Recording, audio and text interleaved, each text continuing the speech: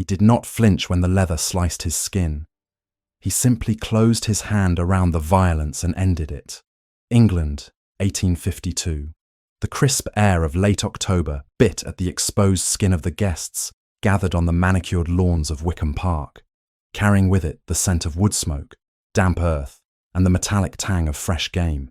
It was the height of the hunting season, a time when the landed gentry of the county converged to celebrate their dominance over nature with loud voices, excessive brandy, and the thunder of gunfire. For the men standing in their tweed coats and polished boots, the afternoon was a triumph. For Miss Clara Stellmoor, it was a test of endurance that felt unending. Clara moved through the crowd with her head bowed, her gaze fixed resolutely on the trampled grass beneath her thin, worn shoes. She carried a heavy silver tray laden with crystal tumblers and a decanter of the Earl's finest port, the weight of it straining her arms until the muscles trembled with a dull, aching burn. She was invisible to them, a ghost in a grey woolen dress that had seen too many washings and now hung loosely on her frame. At 22, Clara should have been among the women in the parlour, sipping tea and discussing the latest poetry from London. Instead, she was here, serving the very men who had once been her father's acquaintances, hoping against hope that the severe way she had pinned back her honey blonde hair and the grime of the scullery on her face would be enough to mask her identity. She had not eaten since the previous morning. The hunger was a sharp, clawing thing in her stomach, making the world tilt dangerously at the edges of her vision. The laughter of the men was a raucous assault on her senses. Lord Malcolm, the Earl of Wickham, stood at the centre of the group, his face flushed a deep, unhealthy red from drink and exertion. He was a large man, prone to excess in all things, and he was currently recounting the kill of the day with a vulgarity that made Clara's stomach turn. "Clean shot," Wickham bellowed, gesturing with a thick, ring-adorned hand. "Right through the heart. The beast didn't even twitch. That is how you handle an unruly creature, gentlemen. You put it down before it knows it's dead." The men around him chuckled, raising their glasses in a toast to their host's marksmanship. Clara approached the circle cautiously, stepping around the muddied boots and discarded riding crops. She needed to refill the empty glasses and retreat before anyone looked at her too closely. She kept her eyes lowered, the vibrant green irises hidden beneath thick lashes, focusing only on the task. Standing slightly apart from the boisterous group was a figure that commanded attention not by noise, but by an absolute, chilling stillness. Sebastian Sterling, the Duke of Alverton, did not laugh at the Earl's coarse jokes. He stood like a statue carved from midnight and marble, his back straight, his profile sharp against the grey autumn sky. He wore a coat of dark navy wool that fit his broad shoulders with the precision of a master tailor, devoid of the flashy embellishments that the Earl favoured. He held a glass of untouched wine in one hand, his expression one of profound, aristocratic boredom. Clara felt his presence before she saw him. There was a gravity to him, a pull that made the air feel heavier in his vicinity. She dared a fleeting glance, and was immediately struck by the intensity of his eyes, dark blue, like the ocean at night, and currently fixed on the horizon, as if he wished to be anywhere but here. He was known as the Iron Duke among the servants, a man of immense wealth and influence who rarely smiled and never forgave a slight. He had no scars on his face, his skin was pale and flawless, yet there was something wounded in the set of his jaw, a hardness that suggested he had seen things far worse than a fox hunt. "You there, girl?" The Earl's booming voice snapped Clara back to reality. She flinched, the tray rattling in her grip. "My glass is empty. Are you deaf as well as slow?" "I apologise, my lord," Clara murmured, her voice a rough whisper. She stepped forward, the heavy silver tray dipping dangerously as her arms spasmed with fatigue. She reached for the decanter, her fingers stiff from the cold. "Look at her," Wickham sneered to his companions, gesturing at Clara as if she were a prize mare at an auction. "Skin and bones. It's impossible to get good help these days. They all want to be fed like queens but work like invalids." Clara bit the inside of her cheek, tasting copper. She remembered a time, not so long ago, when she had sat at a table similar to the one inside the manor, eating roast duck and laughing with her father, the Baron Stellmoor. Now, the Baron was dead, buried in a grave that Wickham had likely paid for, with the money he stole from her inheritance. The injustice of it burned hotter than the shame, but she forced it down. Survival required silence. As she poured the port into the Earl's glass, a sudden wave of dizziness washed over her. The black spots dancing in her vision coalesced into a blinding veil. Her knee buckled, just for a fraction of a second, but it was enough. The heavy crystal decanter slipped from her numbed fingers. Time seemed to slow. Clara watched in horror as the vessel tumbled through the air, catching the weak afternoon light. It struck the edge of the silver tray before crashing onto the stone pathway directly beside the Earl's polished riding boots.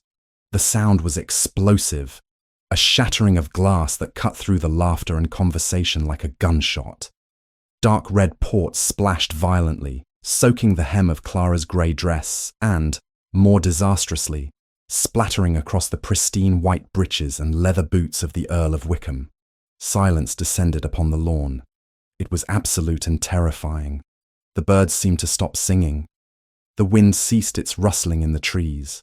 Every eye turned to the scene. Clara stood frozen, her breath caught in her throat, her hands shaking uncontrollably as she stared at the mess she had made. "You clumsy, stupid bitch." The Earl's roar shattered the quiet. His face turned a shade of purple that clashed violently with his cravat. He looked down at his ruined boots, then up at Clara, his eyes bulging with an apoplectic rage. "Do you have any idea how much this cost? Do you?" I am so sorry, my lord," Clara stammered, dropping to her knees instinctively to pick up the shards, heedless of the glass cutting into her cold fingers. "I will clean it. I will—" "Clean it?" Wickham spat, stepping back and wiping his boot on the grass. "You have ruined it. You are worthless, utterly worthless." The humiliation was not enough for him. The Earl, fueled by alcohol and the perceived slight to his dignity in front of his peers, reached for the riding crop tucked into his belt. It was a vicious thing, made of braided leather with a heavy silver handle. He gripped it until his knuckles turned white. "I will teach you a lesson you will not soon forget," Wickham snarled.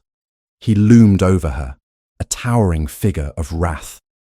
Clara cowered, curling into herself on the damp grass, throwing her hands up to protect her face. She closed her eyes, bracing for the sting, the pain that she knew was coming. She had seen him strike dogs with less provocation. The whistle of the whip cutting through the air was a high-pitched shriek. Clara stopped breathing, but the blow never landed. Instead of the crack of leather against flesh, there was a dull, heavy thud, the sound of impact against something solid. Clara opened her eyes, trembling. A hand had appeared in her field of vision. A large, masculine hand, pale and strong. It was hovering inches from her face, suspended in the air. The fingers were wrapped tightly around the lash of the Earl's riding crop, halting its downward trajectory with an immovable force. Slowly, terrified, Clara looked up. Standing between her and the Earl was the Duke of Alverton. Sebastian Sterling had moved with a speed that belied his earlier stillness. He stood firm, his boots planted in the grass, his arm extended like a bar of iron. He was not looking at Clara. His dark blue eyes were locked onto the Earl's face, and they were cold enough to freeze the blood in Wickham's veins. "Your Grace!" Wickham sputtered, his rage faltering into confusion. He tried to yank the whip back, but the Duke's grip was unyielding. "What is the meaning of this?" "Step aside. The girl needs discipline." "Discipline," Sebastian repeated, the word rolling off his tongue like a curse. His voice was low, devoid of emotion, yet it carried across the lawn with terrifying clarity. "Is that what you call beating a starving woman in front of your guests, Wickham? I call it something else." "She ruined my boots," Wickham protested, his voice rising in a whine that sounded pathetic against the Duke's baritone. "Look at the mess. She is my servant, and I will chastise her as I see fit." Sebastian did not answer immediately. Instead, he tightened his grip on the leather lash. The whip had bite. It was designed to cut the hide of horses. As the Duke squeezed, The leather sliced into the unprotected palm of his hand. A single drop of bright crimson blood welled up between his fingers. Then another. It ran in a stark, shocking line down his wrist, disappearing into the cuff of his pristine white shirt. Clara gasped, the sound loud in the silence. The gathered men shifted uncomfortably, exchanging nervous glances. To strike a servant was common. To draw the blood of a duke was a catastrophe. "You are bleeding," Wickham whispered, his face draining of colour. The riding crop fell from his hand as he released it, as if it had suddenly become red hot. Sebastian remained holding the lash, the blood now dripping freely onto the grass, mingling with the spilled port. "So I am," Sebastian said calmly. He dropped the whip to the ground with a look of disdain. He did not look at his wounded hand. He kept his gaze pinned to the Earl. "You have a habit of making messes, my lord. First with your wine, and now with my blood." I did not intend," Wickham stammered, taking a step back. Sweat beaded on his forehead despite the chill. "It was an accident, Your Grace. I was aiming for the girl. You stepped in the way." "And lucky for you that I did," Sebastian said, taking a step forward, forcing the Earl to retreat further.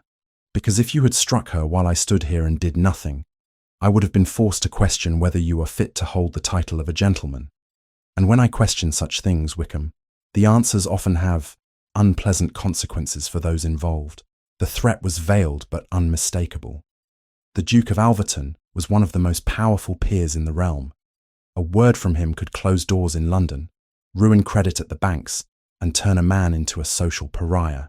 Wickham knew it. The arrogance drained out of him, leaving only fear. "I apologize, Your Grace," Wickham mumbled, bowing his head. It was the heat of the moment. "Please, let me send for a physician." "Your hand. My hand will heal," Sebastian cut him off. He finally turned his head, looking down at Clara. She was still on her knees, surrounded by glass, shivering violently. Her eyes met his, and for a moment, the world narrowed down to just the two of them. She saw no pity in his blue gaze, only a sharp, calculating assessment. He looked at her not as a broken thing, but as a puzzle he had just decided to solve. He looked at the curve of her cheek, the distinctive shade of her eyes, and the way she held her chin up despite the terror. "However," Sebastian continued, turning back to the Earl, "you have incurred a debt today, Wickham. You have ruined the peace of my afternoon, and you have drawn my blood. I expect compensation." "Anything, Your Grace," Wickham said quickly, eager to make the problem disappear. "Name your price. I have a new stallion, purebred Arabian." "I have no need of horses," Sebastian said dismissively. He gestured vaguely toward the ground, toward Clara. "I will take her." Wickham blinked, confused. "The girl? But she is useless, clumsy, a wretch." "Then you should be glad to be rid of her," Sebastian said. His tone was final. "She leaves with me. Now." "But she is indentured to the estate," Wickham protested weakly, trying to salvage some scrap of authority. "Her father left debts." Sebastian took one step closer to the Earl, invading his personal space with an air of menace. "Do you wish to discuss debts, Wickham? Shall we discuss the debt you now owe me for the injury to my person? Or perhaps we should discuss the nature of these debts her father left in a court of law." Wickham paled even further. "Take her," he choked out. "Take the girl, and go." Sebastian nodded once, satisfied. He extended his uninjured hand toward Clara. "Stand up." It was not a request. It was a command. Clara hesitated, her mind reeling. She was being traded like a sack of grain.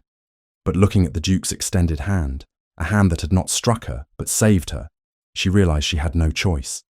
Staying meant the Earl's wrath once the guests were gone. Going meant the unknown. She reached out, her fingers trembling and stained with dust, and placed her hand in his. His grip was firm and warm. He pulled her to her feet with an effortless strength, steadying her when she swayed from dizziness. "Walk," he instructed softly, leaning down so only she could hear. "Do not look back. Do not cower. Walk as if you belong nowhere else but by my side." Clara swallowed hard, nodding. She straightened her spine, channeling every ounce of the noble training she had received as a child. She lifted her chin, ignoring the whispers of the men as they passed, ignoring the burning hatred in the Earl's eyes. Sebastian led her across the lawn, away from the blood and the wine, toward the gravel drive where his carriage awaited. It was a magnificent vehicle, black lacquer gleaming in the fading light, with the Alverton crest emblazoned in gold on the door. A footman in livery hurried to open the door, his eyes widening slightly at the sight of the Duke's bleeding hand and the dishevelled servant girl at his side, but he was too well trained to speak. "Inside," Sebastian said, gesturing for her to enter. Clara climbed the steps, the velvet interior of the carriage looking like a sanctuary she did not deserve.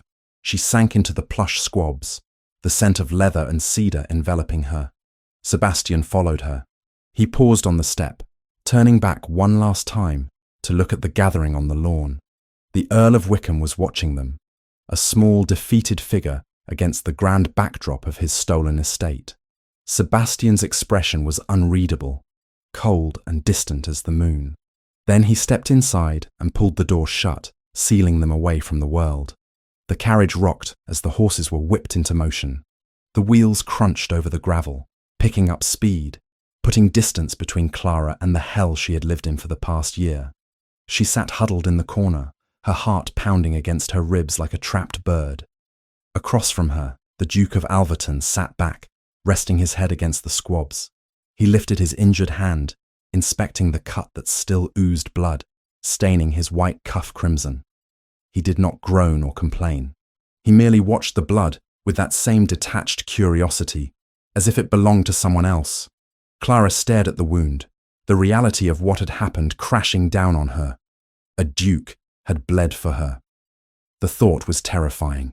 "Why?" she whispered, her voice cracking. The single word felt inadequate, but it was all she had. Sebastian turned his gaze from his hand to her face. In the dim light of the carriage, his blue eyes were shadowed, mysterious and intense. "Because," he said simply, his voice low and vibrating through the small space, "I have a distaste for bullies, Miss Stellmoor. And I have an even greater distaste for wasted potential." Clara froze at the sound of her name. He knew who she was. Before she could ask how or what he meant, the carriage turned onto the main road, the horses breaking into a gallop, carrying them away from Wickham Park and toward a destiny that Clara could not yet imagine. The sun began to set, casting long shadows across the floor of the carriage, linking the servant girl and the Duke in the darkness. The interior of the carriage was a world unto itself, a capsule of velvet and polished mahogany that smelled of cedar, old leather, and the sharp metallic tang of fresh blood. The rhythmic clatter of the iron-rimmed wheels against the cobblestones created a hypnotic percussion, a stark, rattling contrast to the chaotic violence of the lawn they had just left behind. Outside, the English countryside was being swallowed by the gathering twilight, the ancient oaks turning into gnarled silhouettes against a sky bruising purple and grey. Inside, the silence stretched taut and suffocating, heavier than the velvet curtains drawn against the chill. Clara sat pressed deeply into the corner of the plush seat, her body trembling with the aftershocks of adrenaline that coursed through her veins like ice water. She gripped the folds of her worn grey dress, the fabric rough against her fingers, trying to anchor herself to reality. Opposite her, Sebastian Sterling sat with the stillness of a statue carved from midnight and marble. His face was obscured by the shadows that danced across the cabin as the carriage passed beneath the overhanging branches of the trees lining the road. But his presence filled the small space, commanding and inescapable. He had not spoken a single word since the heavy door had clicked shut at Wickham Park. He simply held his injured hand elevated, resting his wrist on his knee in a detached, clinical manner. He watched the slow, dark crimson trail that snaked its way down his skin, staining the pristine white of his cuff, with an expression of profound boredom, as if the pain belonged to a stranger. Clara could not bear it. The instinct to heal, to mend what was broken, was as ingrained in her as the manners her late father had instilled in her before the world fell apart. She shifted forward, the movement rustling her skirts loudly in the quiet. The Duke's eyes, dark blue and impenetrable, snapped to her face instantly. They were not kind eyes, nor were they cruel. They were intensely observant, assessing her as one might assess a mathematical problem. "You are bleeding profusely, Your Grace," Clara said, her voice finding a steadiness she did not feel. "If you do not bind that wound, you will ruin the upholstery. I imagine the stains will be far harder to remove than the port wine I spilled on the Earl's boots." It was a bold thing to say to a man who effectively held her life in his hands, a man known to the county as the Iron Duke for his unyielding nature. But Sebastian's lips twitched, a ghost of a reaction that might have been amusement or perhaps surprise. "I have ruined many things today, Miss Stellmoor," he replied, his voice a deep baritone that seemed to vibrate through the floorboards of the carriage. "A pair of boots, a garden party, and Lord Wickham's composure. The upholstery seems a small price to pay for such entertainment." "The cut is deep," Clara insisted, ignoring his deflection.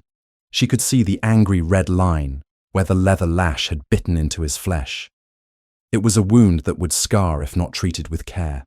She reached into the pocket of her apron, searching for a handkerchief, but found only a rough, stained rag she used for polishing silver in the scullery. She frowned, withdrawing her hand empty, shame colouring her cheeks. She could not press that filth against an open wound of a peer of the realm. Without hesitation, she reached for the hem of her underskirt. It was cotton, simple and frayed at the edges, but it was clean. She gripped the fabric and tore a long strip from the bottom, the sound of ripping cloth loud and jarring in the confined space. Sebastian watched her, his eyebrows raising slightly, the shadow of arrogance slipping for a moment.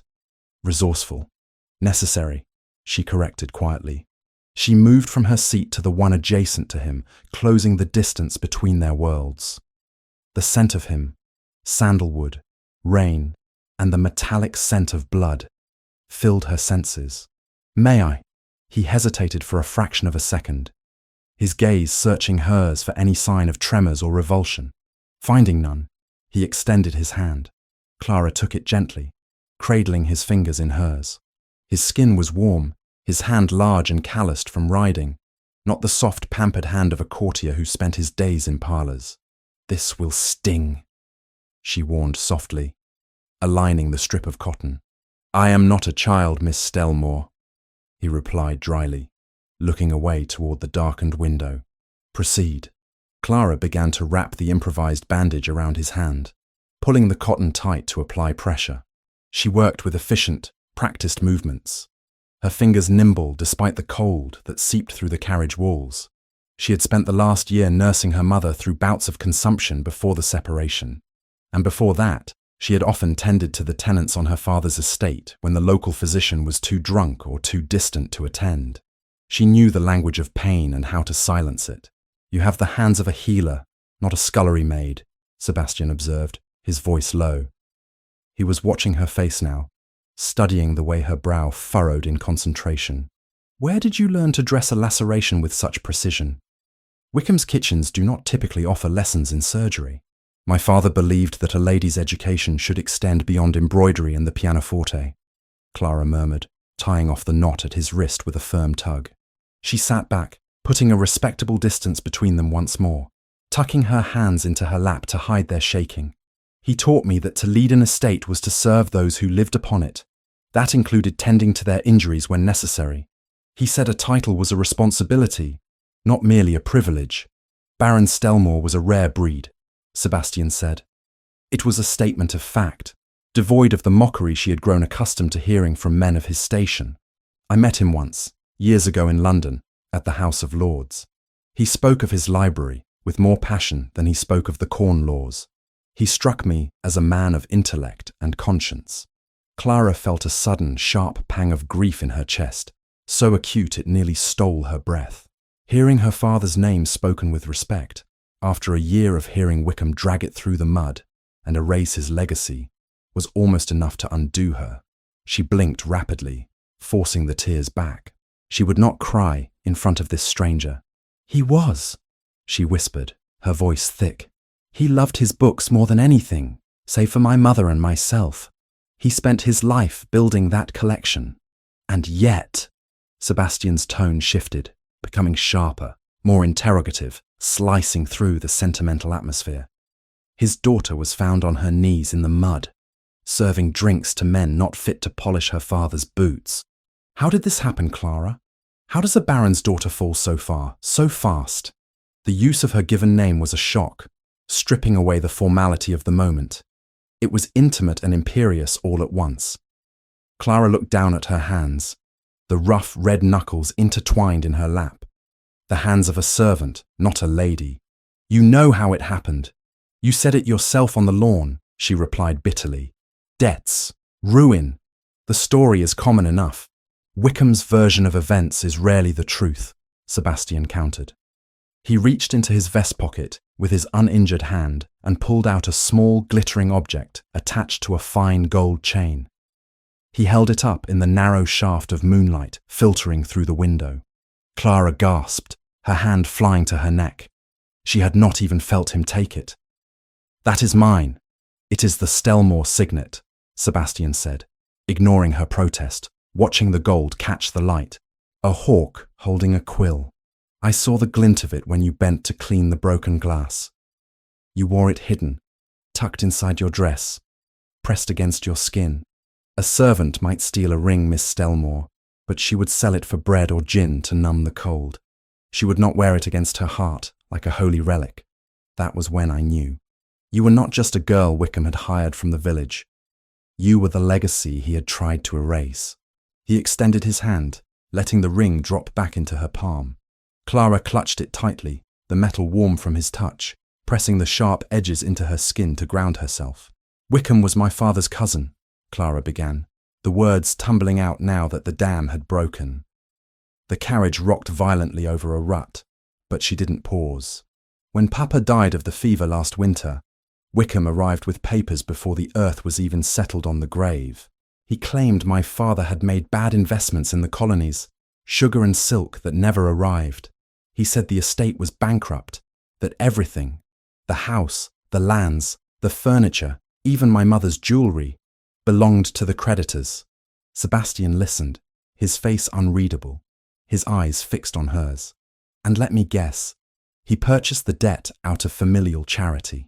He called it mercy, Clara scoffed, a dark sound that felt foreign in her throat. He told me I had two choices. I could leave destitute with my mother who was too ill to travel, with the winter setting in. Or I could work off the debt. He said if I served him, if I lowered myself to the scullery and disappeared from society, he would pay for my mother's care in a private sanatorium in the north. He said if I refused, or if I tried to run, he would throw her into the streets to die. Sebastian's expression darkened, his jaw tightening until a muscle leaped in his cheek. The temperature in the carriage seemed to drop. So, you sold your pride to buy her life? I did what I had to do, Clara said fiercely, lifting her chin, daring him to judge her. I would scrub floors until my hands bled if it meant she was warm and fed. I would do it 1,000 times over. But I have not heard from her in 3 months. Wickham claims she is well, but he refuses to let me see her. He says my presence would upset her fragile constitution. He holds her hostage to keep me obedient. Lies, Sebastian murmured. Calculated, cruel lies designed to keep you compliant. Wickham uses people like he uses horses, until they break, and then he discards them. I fear you are right, Clara whispered, the terror she kept at bay finally surfacing. But I had no power to challenge him. I was a woman alone, without money, without friends. The society that drank my father's wine turned their backs the moment the money was gone. I was invisible. Not everyone, Sebastian corrected softly. You are not alone now. The carriage began to slow, the rhythm of the wheels changing as they turned onto a smoother, paved drive. The sound of gravel crunching beneath the wheels signalled an arrival. Sebastian looked out the window, his face illuminated by the passing torchlight of the estate gates. We have arrived, he announced. Clara leaned toward the glass, her heart hammering against her ribs like a trapped bird. Through the darkness, she saw the silhouette of a massive structure rising against the night sky. Alverton Hall was not merely a house. It was a fortress of stone and history. a testament to centuries of sterling power. Turrets pierced the clouds, and hundreds of windows glowed with warm, inviting light, casting long reflections on the decorative lakes that flanked the drive. It was grander than anything she had ever known, a palace compared to the modest manor of her childhood. Panic rose in her throat, tasting of bile. "What am I to do here, Your Grace?" she asked, her voice trembling. "I cannot be your guest. The scandal would destroy whatever shred of reputation I have left, and it would tarnish yours. And I cannot be your servant. I do not think I can bear to serve another man who looks at me with pity. I am too tired." "I do not pity you, Clara," Sebastian said, turning to her. The intensity of his gaze pinned her to the seat. "I respect you. There is a vast difference, and you will be neither guest nor servant." The carriage came to a halt. The door was pulled open by a footman in blue livery. Sebastian stepped out first, ignoring the hand offered to assist him. He turned and held out his uninjured hand to Clara. She took it, stepping down onto the gravel drive. The air here was cleaner, smelling of pine, frost, and ancient stone. Before them, the great oak doors of the hall were thrown open, spilling golden light onto the limestone steps. A line of servants stood waiting. A butler with posture as stiff as a board, a housekeeper with a ring of keys at her waist, and several footmen, all standing at attention. "Welcome home, Your Grace," the butler intoned, bowing low. His eyes flickered to Clara, widening slightly at her attire, the stained grey wool, the torn apron, but he was too well trained to speak. "We were not expecting company." "This is not company, Reynolds," Sebastian said, his voice projecting clearly to the staff, cutting through the night air. He drew Clara forward, not hiding her, but presenting her. "This is Miss Clara Stellmoor. She is the daughter of the late Baron Stellmoor." A ripple of shock went through the staff. They knew the name. The fall of the Stellmoor family had been the talk of the county for a year. To see the daughter of a baron dressed as a scullery maid, standing beside the Duke, was a sight that defied all protocol. "Miss Stellmoor has agreed to assist me with a project of great importance," Sebastian lied smoothly, though his tone suggested that to question him was to invite immediate dismissal. "The library has fallen into disarray since my father's time. Many of the manuscripts are uncatalogued and in danger of decay. Miss Stellmoor is a scholar of considerable talent. She has graciously accepted the position of archivist and librarian for Alverton Hall." Clara stared at him, stunned into silence. A librarian. It was a position of dignity, of intellect. It was a job that would allow her to live under his roof not as a beggar or a maid, but as an employee of status, a professional. It gave her a reason to be here that society could, if not entirely accept, at least understand.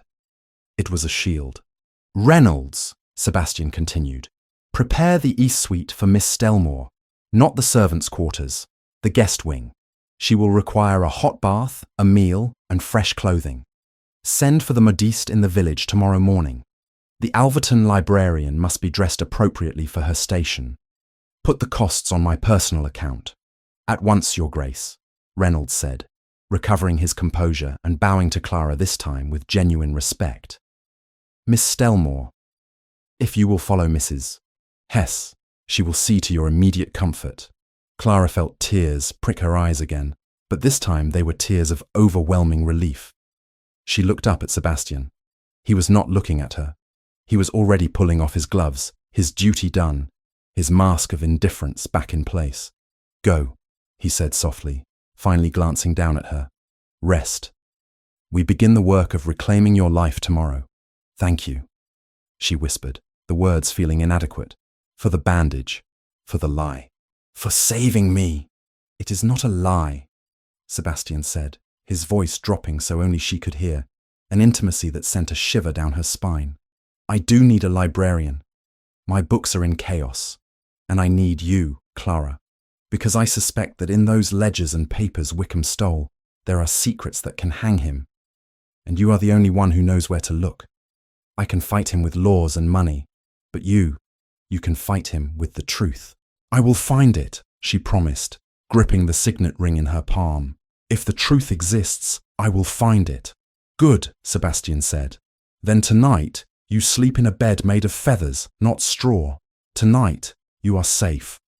He turned and strode into the house, his long coat billowing behind him, leaving Clara standing on the steps, breathing in the cold, clean air of freedom for the first time in a year.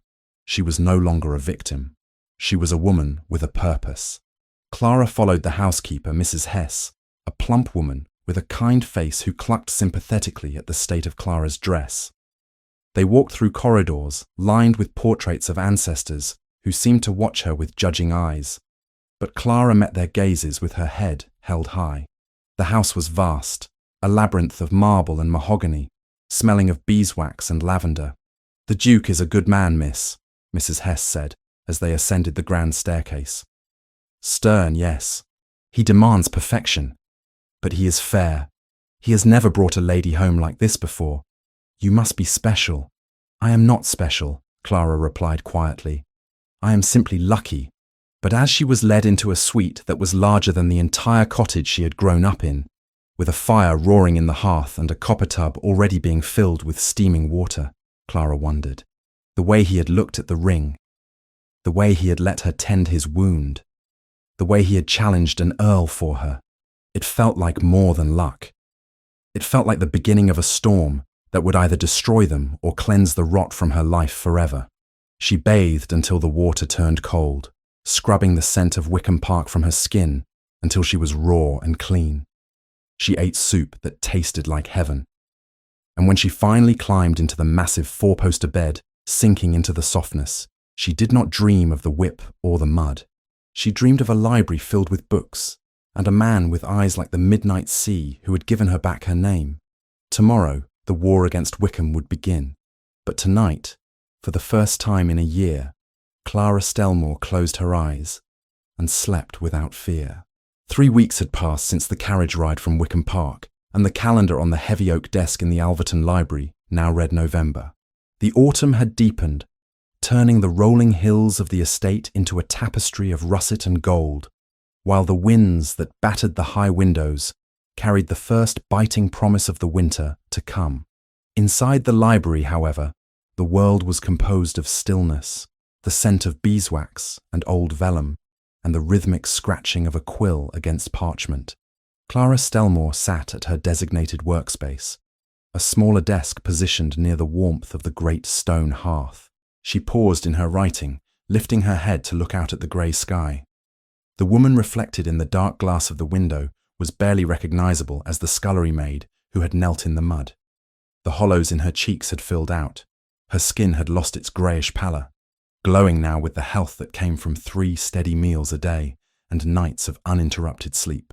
Her hair, once dull and hidden beneath a cap, was clean and pinned up in a simple, elegant twist, shining like spun honey in the firelight.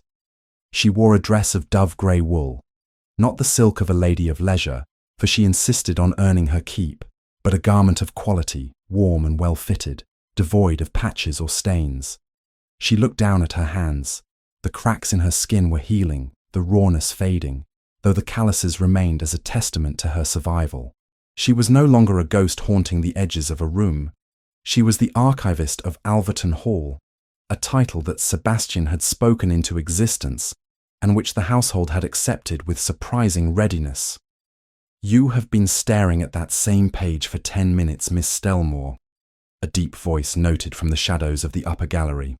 Is the genealogy of the third Duke proving too tedious, or has your mind wandered to more pressing matters? Clara turned, a smile touching her lips, as Sebastian descended the spiral iron staircase.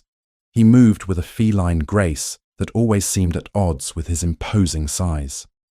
He was dressed in his customary dark colours, a black frock coat and a charcoal waistcoat, his cravat tied with severe precision. The bandage on his hand was gone, replaced by a thin, healing scar that ran diagonally across his palm, a mark she caught a glimpse of whenever he reached for a book. Not tedious, Your Grace, Clara replied, setting down her quill. Merely complex. Your great-grandfather seems to have had a penchant for acquiring land and losing track of the deeds. I am attempting to reconcile the map of the northern borders with the current tenant list. Brie, Sebastian approached her desk, leaning against the edge of it with a casual intimacy that had developed between them over the quiet days of work. He was a man who preferred hunting to accounting, a vice I try not to emulate. "You are succeeding," Clara said softly. "I have never seen a landlord who knows the names of his farmers as well as you do." It was true. In the weeks she had been there, she had seen the Duke manage his vast holdings with an efficiency that bordered on obsession. He was not the idle aristocrat. Wickham was. Sebastian worked, and he expected those around him to work too. It was why he had not treated her as a charity case, but as a colleague. They spent their days in this room, separated by feet of air, but connected by a shared silence and the mutual respect of two intellectual minds. "Competence is the only defense against ruin," Sebastian said, his eyes darkening slightly as if the thought brought a shadow with it. He picked up the book she was working on, his fingers brushing near hers. The contact was brief, accidental, yet it sent a jolt of awareness through Clara that she struggled to hide. "You have done more in 3 weeks to organize this chaos than my father's stewards did in 30 years. You have a gift for order, Clara." He used her name more often now, though only within the sanctuary of the library. Outside those doors, in front of the servants, she was strictly Miss Stellmoor. But in here, amongst the dust and the stories, the barriers of rank seemed to thin. "Order is safety," Clara admitted. "When one knows where everything belongs, the world feels less unpredictable." "And are you safe here?" he asked, his voice dropping an octave, turning the question into something weightier. "Yes," she whispered. "Cleaner, warmer, safer." "Good." He straightened, moving away from the desk as if the proximity disturbed him. "Because the world outside is not content to leave us in peace. Reynolds tells me a carriage arrived at the main gate 10 minutes ago. It bears the crest of a London law firm known for its aggressive tactics." Clara's blood ran cold. The peace of the library shattered instantly. "Wickham?" "His agents," Sebastian corrected. "The Earl himself is likely too cowardly to face me again so soon. But he has sent his dogs to bark at my door." As if on cue, the double doors of the library opened. Reynolds entered, his face pinched with disapproval. Behind him walked a man who looked as though he had been carved from dried parchment. He was thin, dressed in black that had faded to green at the seams, carrying a leather satchel that bulged with papers. He had the shifting, nervous eyes of a man accustomed to delivering bad news. "Mr. Silas Grimsby, Your Grace," Reynolds announced stiffly, representing the interests of the Earl of Wickham. Sebastian did not offer a bow. He did not even turn fully to face the man. He stood by the fireplace, one hand resting on the mantel, radiating an aura of absolute, freezing disdain.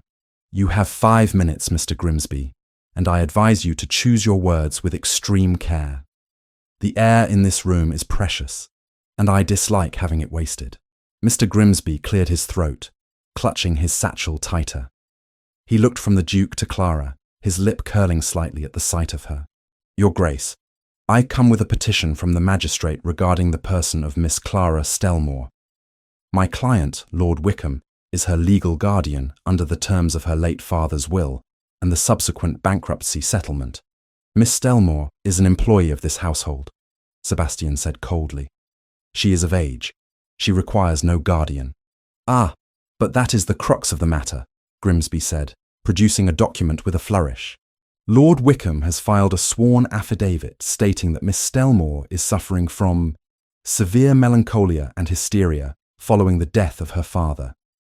He claims she is mentally unfit to make decisions for herself or to enter into employment contracts. He cites her flight from his protection and her current, irregular living situation as proof of her instability." Clara gripped the edge of her desk, her knuckles turning white. "That is a lie," she said, her voice trembling with fury. "I am not mad. I fled because he threatened me. He made me a servant in my own home." "Hysterics," Grimsby noted, talking over her as if she were a piece of furniture. He addressed the Duke solely. "You see, Your Grace, the poor girl is delusional. Lord Wickham wishes only to provide her with the medical care she requires. He has arranged for a bed at St. Jude's Asylum for gentlewomen. We have a court order for her immediate transfer into his custody." St. Jude's. The name hit Clara like a physical blow. It was not a hospital. It was a warehouse for unwanted women, a place of cold baths and locked cells. If she went there, she would never be seen again. Sebastian moved. He crossed the room in 3 long strides, stopping inches from the lawyer. Grimsby shrank back, nearly dropping his papers. "Let me be clear," Sebastian said, his voice terrifyingly soft. "If you attempt to touch a member of my staff, or if you dare to suggest again that this woman, whose intellect far surpasses your own, is mad, I will have you thrown from this house, literally." "But the law," Grimsby squeaked. "The law requires evidence," Sebastian snapped. "You claim she is unfit because of the bankruptcy, because of the debts." "Precisely," Grimsby said, rallying slightly. "The stress of the financial ruin brought on the madness." "Then let us examine the ruin," Sebastian declared. He snatched the court order from Grimsby's hand, read it once, and then tore it deliberately in half. "Your Grace, that is an official document." "It is waste paper," Sebastian retorted, tossing the pieces onto the floor. "You want to discuss the law? Very well. I am invoking the clause of verification. As Miss Stellmoor's employer, I am liable for any debts she may have incurred. Therefore, before I release her to any guardian, I require proof that the debts necessitating this guardianship actually exist." Grimsby blinked, confused. "The debts are a matter of public record. The Baron died owing thousands." "So Wickham says," Sebastian countered. "But I do not trust Wickham's arithmetic. I demand a full, independent audit of the Stellmoor estate. I want to see the ledgers. Every receipt, every tax record, every grain tally from the 5 years preceding the Baron's death. Until I have reviewed those documents and satisfied myself that the bankruptcy was legitimate, Miss Stellmoor remains here, under my protection, to assist in the review. If you refuse, I will petition the High Court in London for an investigation into fraud. And I assure you, Mr. Grimsby, my lawyers are far more expensive than you." The lawyer paled. The threat of a fraud investigation involving a duke was a nightmare scenario. "An audit? That would take weeks. The paperwork is extensive." "I have time," Sebastian said, crossing his arms. "And I have a librarian. Bring the books. Bring all of them, or get off my land." Grimsby looked at Clara, then at the Duke's unyielding expression. He realized he was outmatched. I will convey your request to his lordship, but he will not be pleased." "I do not aim to please him," Sebastian said. "Reynolds, escort Mr. Grimsby out, and ensure he counts his fingers before he leaves. I wouldn't want him to accuse us of stealing those too." When the door finally closed, leaving them alone again, the silence that rushed back into the room was heavy with adrenaline. Clara sank into her chair, her legs giving way. "He wants to put me in an asylum," she whispered, the horror of it finally catching up to her. "He knows I'm not mad. He just wants to silence me." Sebastian was beside her in an instant. He did not touch her, but he crouched down so that their faces were level, breaking the distance between them. "He is afraid, Clara. Men like Wickham do not resort to locking women away unless they are terrified of what those women might say. It confirms everything we suspected. But if the audit shows nothing," she began, her eyes wide with panic. "If the books are cooked well enough, then we will look closer," Sebastian vowed. "We will look until our eyes burn. You are not going to St. Jude's. You are staying here. Do you understand me?" She looked into his blue eyes and saw a ferocity there that burned brighter than the fire. "I understand." 3 days later, the peace of the library was shattered, not by a lawyer, but by labourers. A cart from Wickham Park arrived, delivering the requested materials. They were not carried in neat boxes. They were dumped in the centre of the library floor, 6 massive rotting wooden crates that smelled of damp cellars and neglect. Reynolds stood by, holding a handkerchief to his nose. "Shall I have the staff clean them, Your Grace?" "No," Clara said, stepping forward. She looked at the chaotic pile of parchment, bound ledgers, and loose receipts. It was a deliberate insult. Wickham had sent a haystack, daring them to find the needle. "Do not touch a single page." If the order is disturbed, we might lose the trail. We must go through them exactly as they are. Sebastian stood beside her, looking at the mountain of work. He thinks this will discourage us. He thinks we will look at this filth and give up. He took off his fine black coat and tossed it over a chair. Then he rolled up the sleeves of his white shirt, exposing his forearms. It was a shocking breach of protocol for a duke, a gesture of solidarity that made Clara's heart hammer against her ribs. "Where do we begin?" Sebastian asked, looking at her not as a superior, but as a partner. Clara took a deep breath, inhaling the scent of mold and ink, the scent of her father's stolen legacy. "We begin with the harvest of 1848. It was a bumper crop. If the money disappeared, it started there." And so the work began. For the next 2 weeks, the library became their entire world. The days grew shorter, the rain turning to sleet against the windows. But inside, the lamps burned late into the night. They developed a rhythm. Clara would sort the loose receipts, categorizing them by date and vendor, her nimble fingers flying through the paper. Sebastian would take the heavy ledgers, cross-referencing the totals with the bank statements he had subpoenaed from London. It was grueling, tedious work. Their fingers were constantly stained with ink and dust. Their eyes ached. But in the quiet hours past midnight, when the rest of the house slept, a profound intimacy grew between them. They spoke of the numbers, yes, but they spoke of other things too. Clara learned that Sebastian hated the social season because it felt like a market for human flesh. Sebastian learned that Clara had read Plato in the original Greek, taught by her father on rainy afternoons. They argued over the interpretation of tax laws and laughed, quiet, tired laughter, over the absurd extravagance of Wickham's personal expenses found mixed in with the estate bills, £400 for silk waistcoats in a single year. One night, a storm raged outside, rattling the window panes with gale-force winds. The clock on the mantel chimed 2 in the morning. Clara was seated on the floor, surrounded by piles of paper, a shawl wrapped around her shoulders. Sebastian was at his desk, rubbing his temples. "We are missing something," Sebastian murmured, frustration edging his voice. "The totals are low, yes, but they are consistent. Wickham's accountant is a thief, but a competent one. He has balanced the losses against maintenance costs that are vague enough to be plausible." Clara did not answer immediately. She was holding a small, leather-bound book she had found at the bottom of the 3rd crate. It was not an official ledger. It was a granary log, written in the rough, simple hand of the estate's former overseer, Mr. Higgins, a man who had been loyal to her father. "Sebastian," she said. It was the first time she'd used his given name without the title. She didn't even realize she had done it. He froze, turning to look at her. "What is it?" "Look at this," she said, her voice trembling with the vibrations of discovery. She stood up, her legs stiff, and carried the book to him. She placed it on top of the pristine, falsified ledger he had been studying. "This is the granary intake log for October 1850, she explained, pointing to a column of scribbled numbers. Mr. Higgins recorded the raw weight of the wheat as it came off the wagons. See here? 50 tons from the north field, 30 from the river pasture. "And?" Sebastian asked, leaning closer, his shoulder brushing hers.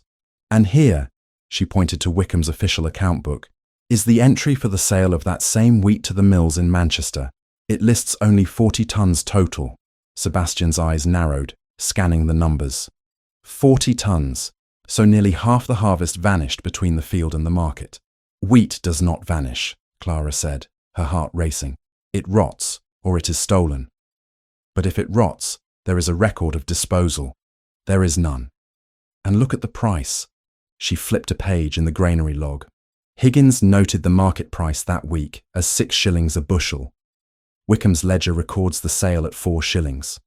He sold it off the books, Sebastian realized, his voice low and dangerous. He sold half the crop for cash, pocketed the money, and then recorded the rest at a deflated price to show a loss on paper. He didn't just mismanage the estate, Clara. He looted it. He created the bankruptcy, Clara whispered, the enormity of the crime settling over her. My father didn't lose our money. Wickham stole it while Papa was dying. He took the profit from the very land he claimed was failing. This is it, Sebastian said. He looked up from the book, and the expression on his face was terrifying. It was the look of a predator who had finally caught the scent of blood. This is the proof. The discrepancy in weight, combined with the price difference. It proves systematic fraud. He stole thousands, enough to ruin the barony 3 times over. Clara felt a wave of dizziness. Relief, anger, and exhaustion crashed into her all at once. She swayed, her hand gripping the edge of the desk for support. Sebastian moved instantly. His hands caught her upper arms, steadying her. His grip was firm, warm, and electric. For a moment, they stood frozen in the circle of lamplight, the damning evidence forgotten on the desk between them. Clara looked up into his face, seeing the fierce triumph in his eyes soften into something else, something raw and undeniable. "You found it," he said softly, his thumbs brushing the fabric of her sleeves. "You saved yourself, Clara." "I had help," she breathed, unable to look away from his mouth. The air in the room seemed to vanish. The silence of the library was no longer peaceful. It was charged with a tension that had been building for weeks, a magnetic pull that defied logic and station. Sebastian lowered his head slowly, his gaze dropping to her lips. Clara's heart hammered a frantic rhythm against her ribs. She did not pull away. She wanted this. She wanted him to kiss her, to erase the memory of Wickham's cruelty with his touch. But then, the log in the fireplace shifted with a loud crack, sending a shower of sparks up the chimney. The sound broke the spell. Sebastian pulled back, dropping his hands as if he had been burned. He stepped away, turning his back to her, running a hand through his dark hair. His breathing was ragged. "We have the evidence," he said, his voice rough. "But it is not enough to simply know it. We must present it. And we must do it in a way that he cannot hide from." Clara wrapped her arms around herself, missing his warmth immediately. She forced her mind back to the war they were fighting. The magistrate. "Eventually," Sebastian said, turning back to face her. His mask was back in place, but his eyes were still burning. "But first, we must draw him out. We need him to incriminate himself publicly. We need to strip him of his allies before we strike the final blow." "How?" Clara asked. "The winter ball," Sebastian declared. "It is in 3 days. Every peer in the county will be here, including Wickham. He expects to see you broken or hidden away in shame. He expects me to be struggling with his lawsuit. Paul." He walked over to the desk and closed the damning granary log, placing his hand flat on the cover. "Instead," Sebastian said, "he will see the future mistress of Alverton Hall. You will not attend as my librarian, Clara. You will attend as my guest of honor. We will use this ball to show him that he has already lost. And when he panics, when he tries to strike at you, we will be ready," Clara finished, understanding the game. "Go to bed," Sebastian commanded gently. "Sleep. You have earned it. The real battle begins when the music starts." Clara nodded. She moved to the door, pausing with her hand on the brass handle. She looked back at him. He was standing by the desk, a lone figure amidst the mountains of paper, guarding the truth she had unearthed. "Good night, Sebastian," she whispered, testing the name again. He looked up, and for a second, the Iron Duke was gone. Just a man remained. "Good night, Clara." She closed the door, her heart full of hope and terror. They had the weapon they needed. Now, they just had to survive long enough to use it. The invitations had been sent out on thick cream stationery, embossed with the ducal crest, causing a flurry of excitement that rippled through the county like a stone thrown into a stagnant pond. The Duke of Alverton was hosting a ball. It was unheard of. Sebastian Sterling was known for his reclusive nature, his disdain for the frivolous pageantry of the season, and his utter lack of interest in the marriage market. Yet, the gates of Alverton Hall were thrown open, and the carriage lamps of half the aristocracy in England were now winding their way up the long, frost-dusted driveway. Inside the East Suite, the air was thick with the scent of lavender water and heated iron. Clara stood before a tall, gilt-framed mirror, barely recognizing the woman who stared back at her. The modiste from the village, a woman who had trembled when measuring Clara under the Duke's watchful eye, had outdone herself. The dress was a masterpiece of midnight blue silk, dark enough to be respectable for a woman of her reduced circumstances, but rich enough to catch the candlelight with every movement. It had long sleeves of delicate lace and a high neckline that emphasized the length of her throat. Modest, yet undeniably regal. There were no jewels around her neck. She possessed none. But on her finger, the heavy gold signet ring of the Stellmoor barony gleamed, a defiant anchor to her past. "You look like a queen, miss," Mrs. Hesse whispered, adjusting the final pin in Clara's hair. The honey-blonde strands had been swept up into an intricate chignon, exposing the nape of her neck. "His Grace will be pleased." "His Grace is not looking for a queen, Mrs. Hesse," Clara replied, her voice steady though her stomach churned with nausea. "He is looking for a weapon. Tonight is not a celebration. It is a battlefield. Then you are dressed for war," the housekeeper said firmly, handing Clara a pair of long white gloves. "Go down there. Hold your head high. Remember who you are." Clara took a deep breath, inhaling the courage the older woman offered. She pulled on the gloves, hiding the calluses that still lingered on her palms, the last physical evidence of her year in servitude. Tonight, she could not be the maid who scrubbed floors. Tonight, she had to be Miss Clara Stellmoor, the archivist of Alverton Hall, a woman under the personal protection of the most powerful man in the district. She left the safety of her room and walked down the long, silent corridor toward the gallery that overlooked the grand ballroom. The music drifted up to greet her, a string quartet playing a waltz that sounded heartbreakingly familiar. Below, the scene was a kaleidoscope of color and movement. Hundreds of candles flickered in the crystal chandeliers, casting a golden haze over the sea of guests. Diamonds sparkled on throats and wrists, feathers bobbed in elaborate hairstyles, and the hum of conversation was a dull roar of gossip and judgment. Clara paused at the top of the sweeping marble staircase. Her hand gripped the cold stone of the balustrade. Somewhere in that crush of people was the Earl of Wickham. He would be there. His vanity would not allow him to refuse an invitation from a duke, even one he was currently suing. He would be waiting to see her fail, to see her crumble under the weight of the society that had rejected her. "Do not falter now," a low voice murmured beside her. Clara started, turning to find Sebastian standing in the shadows of the alcove. He was breathtaking. He wore formal evening dress, severe black, relieved only by the stark white of his cravat and the star of a chivalric order pinned to his chest. His dark hair was brushed back, his face a mask of aristocratic indifference, but his blue eyes burned with a fierce, quiet intensity as they swept over her. "I did not hear you approach," Clara said, her heart skipping a beat. "I have been waiting for you," Sebastian replied. He stepped out of the shadows, offering his arm. He did not look at her dress or her hair. He looked directly into her eyes. "You are trembling."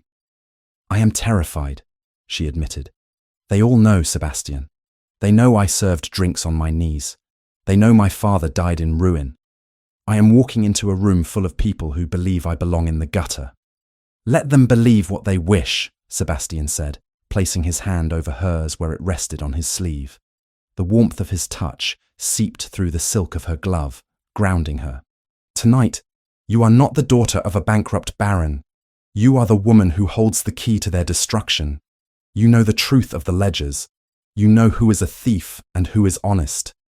You have more power in your little finger than Wickham has in his entire estate."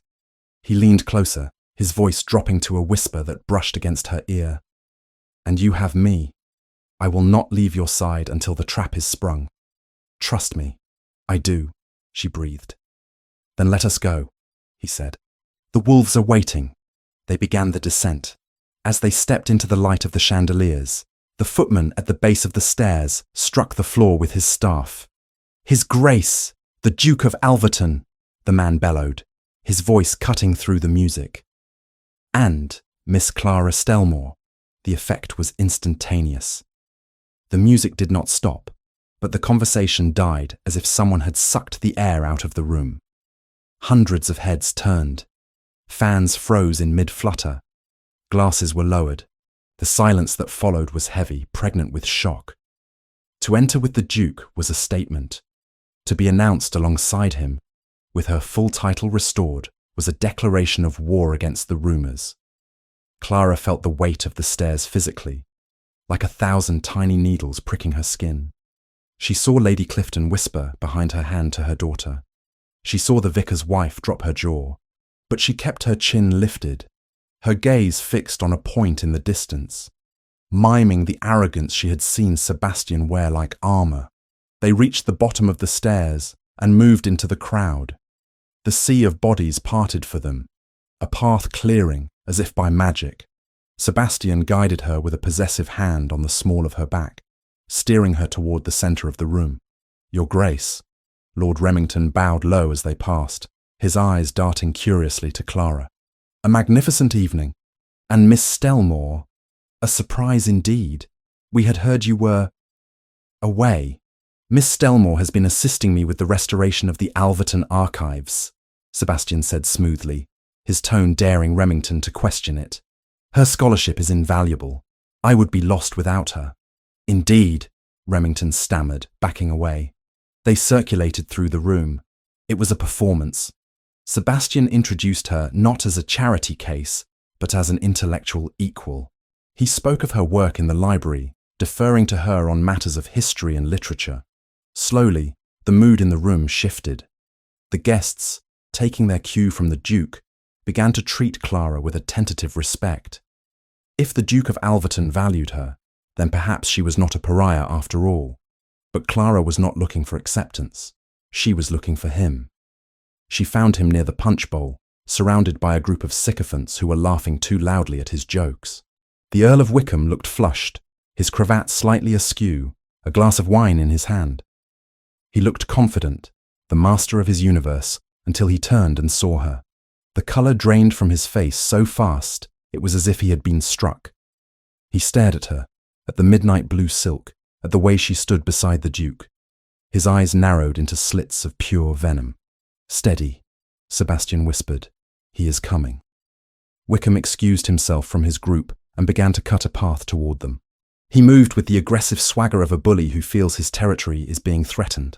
Sebastian tensed, ready to intercept, but Clara squeezed his arm gently. "Let him come," she whispered. "I need to do this." Sebastian looked at her, searching her face. Then, with a reluctant nod, he stepped back. Not far, just enough to give the illusion that she was vulnerable. He remained a looming presence a few feet away, a silent sentinel ready to strike if the line was crossed. Wickham stopped in front of her. He did not bow. He looked her up and down with a sneer of contempt, his eyes lingering on the expensive fabric of her gown. "Well, well," Wickham drawled, his voice thick with wine and malice. "The scullery maid plays at being a lady. I must say, Clara, the Duke is generous with his charity. Did you pay for that dress with your wages, or did you pay for it with something else?"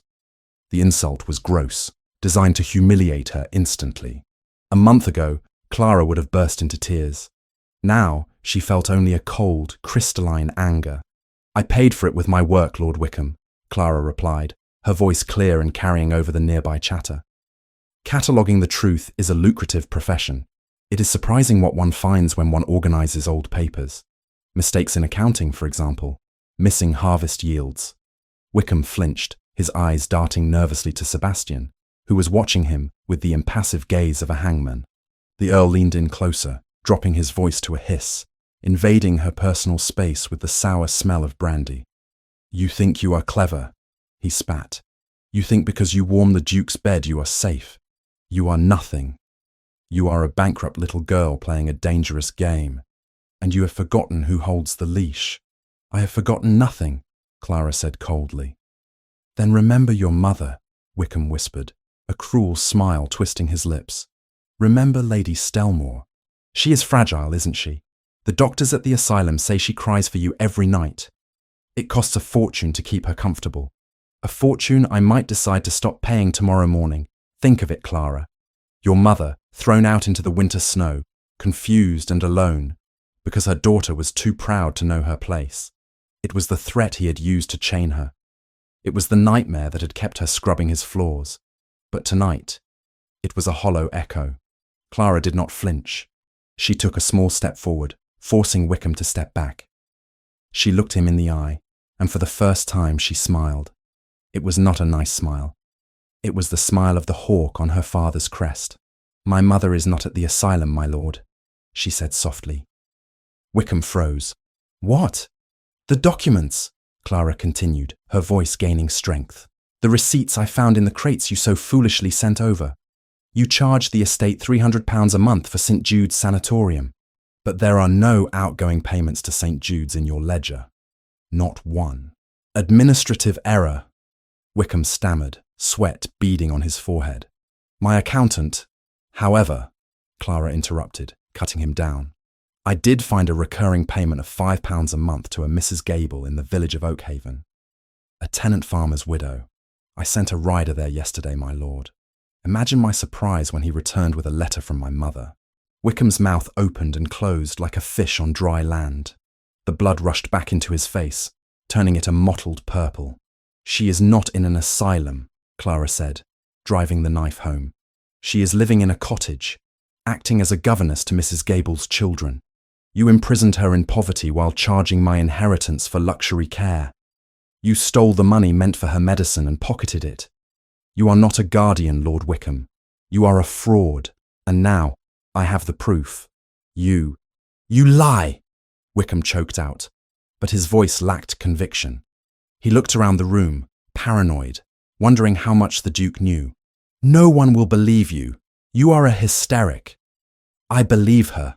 Sebastian's voice cut through the air like a whip crack.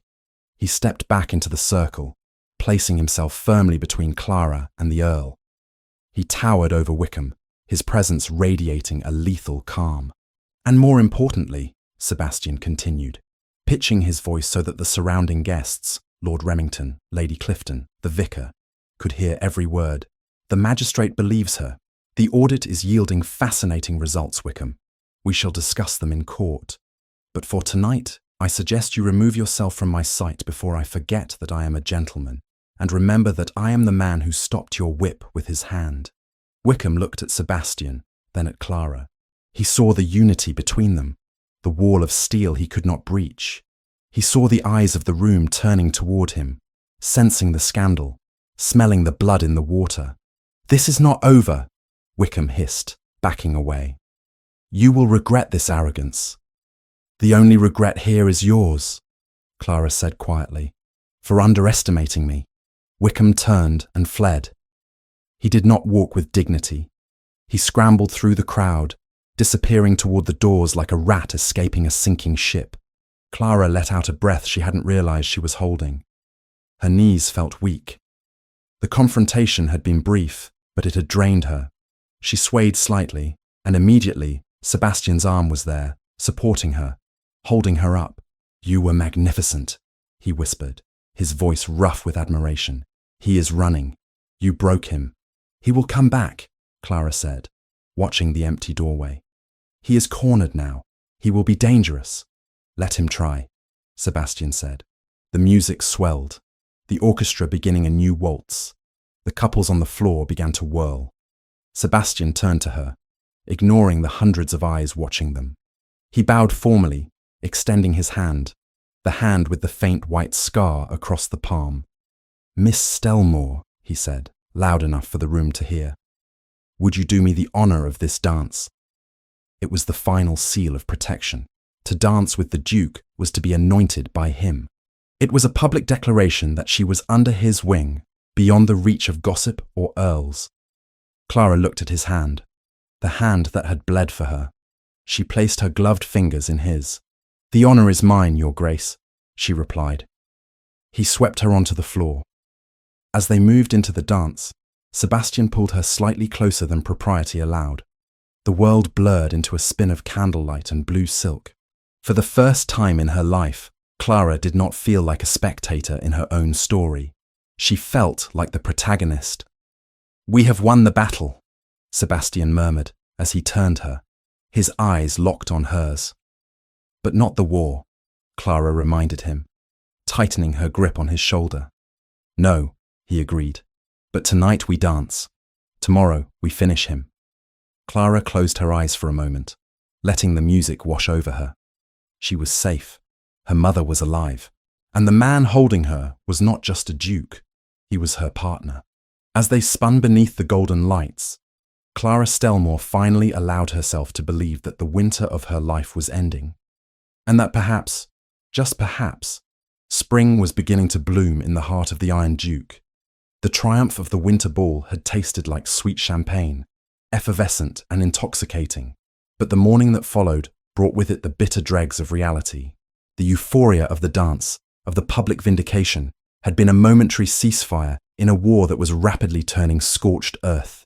The library of Alverton Hall, usually a sanctuary of silence and dust, was pacing with the restless energy of a command tent before battle. Outside, the sky was a bruised purple, heavy with the threat of snow that had been looming for days. Inside, the fire crackled in the grate, but it did little to chase away the chill that had settled over the room. Sebastian stood by the window, his back rigid, his hands clasped behind him. He was no longer the elegant host in evening silk. He was the landlord, the master of the estate, dressed in riding leathers and a heavy wool coat. His expression, reflected in the glass, was thunderous. "He has blocked the mill bridge," Sebastian said, his voice low and vibrating with a fury he was struggling to contain. At dawn, Wickham's men felled 3 oaks across the span and posted armed guards.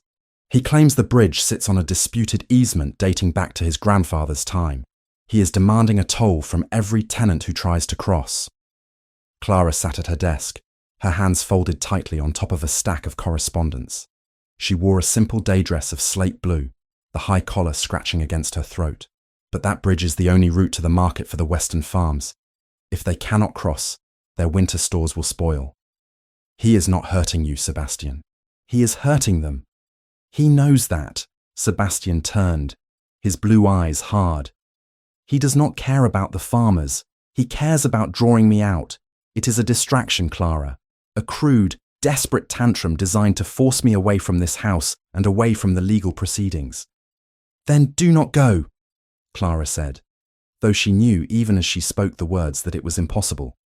"I must," he replied, walking over to the desk. He placed his hands on the polished wood, leaning down until his face was level with hers. "If I allow him to bully my tenants, I lose my authority. A duke who cannot protect his people is no duke at all. Wickham is counting on my pride, yes, but he is also counting on my duty. He knows I cannot sit here reading ledgers while families starve because of his pettiness." Clara looked at him, seeing the conflict warring behind his eyes. He wanted to stay. She could see the protective instinct radiating off him in waves. He did not want to leave her alone, not after the threats Wickham had whispered at the ball. "You must go," Clara conceded, reaching out to cover his hand with hers. The scar on his palm was a stark white line against his skin, a reminder of the last time he had intervened against Wickham's violence. "The tenants depend on you. I will be safe here. Reynolds has doubled the guard at the gates, and I have no intention of leaving the library. I have work to do." Sebastian turned his hand over, interlacing his fingers with hers. His grip was tight, bordering on painful. "I will take half the stable guard with me to clear the bridge. It will take time, perhaps 2 days if he decides to make a legal stand of it. I am leaving Reynolds and the rest of the men here. You are not to step foot outside the garden walls, Clara. Promise me." "I promise," she said softly. "I will be here when you return, likely buried under another pile of receipts." He looked at her for a long moment, as if memorizing the curve of her face. Then, with a suddenness that stole her breath, he lifted her hand to his lips and pressed a kiss to her knuckles. It was a gesture of courtly grace, but the heat of his mouth against her skin was searingly intimate. "Find the final piece, Clara," he whispered against her skin. "Find the proof that buries him, and when I return, we will finish this." With that, he was gone. The heavy oak doors closed with a resounding thud, leaving Clara alone in the vast, silent room. She sat for a moment, listening to the fading sound of hooves on the gravel drive, as Sebastian and his men rode out to face the Earl's blockade. The house seemed to settle around her, the shadows stretching longer as the morning light struggled to penetrate the cloud cover. "He is trying to distract us," she thought, pulling the heavy ledger toward her. "Wickham is terrified. He is flailing." She returned to the work. The audit was nearly complete. They had proven the mismanagement, the embezzlement of the mother's care funds, and the skimming of the harvest profits. But they were still missing the cornerstone of the fraud, the legal mechanism by which Wickham had seized the title to the land itself. The bankruptcy had been the excuse, but the transfer of the deed was the legal instrument. Hours bled into one another. The only sound was the scratching of her quill and the rhythmic ticking of the grandfather clock in the corner. Lunch arrived on a tray brought by a maid who looked nervous, her eyes darting to the windows as if expecting Wickham's men to burst through the glass. Clara ate mechanically, her eyes never leaving the papers. By mid-afternoon, the rain began. It lashed against the panes, turning the view of the gardens into a blurred watercolour of grey and green. Clara rubbed her temples, her eyes aching from the strain of deciphering the faded ink of the old contracts. She was working through the final crate, the one containing her father's personal correspondence from the weeks leading up to his death. It was painful reading. The letters painted a portrait of a man who knew he was dying, who was frantic to secure his daughter's future, and who trusted his cousin Wickham implicitly. "My dear Malcolm," one letter read, dated 3 days before the Baron's death, "I am reassured by your promise to watch over Clara. The fever is taking my strength, but knowing the estate will be managed by family gives me peace." Clara wiped a tear from her cheek. Her father had died believing he was leaving her in safe hands. The betrayal was so absolute, it made her chest ache. She reached for the next document in the stack.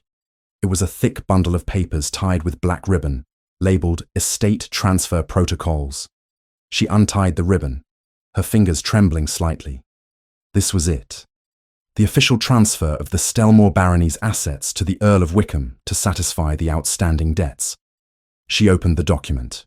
It was written in dense legalese, outlining the surrender of the manor, the tenancies, the livestock, and the personal effects.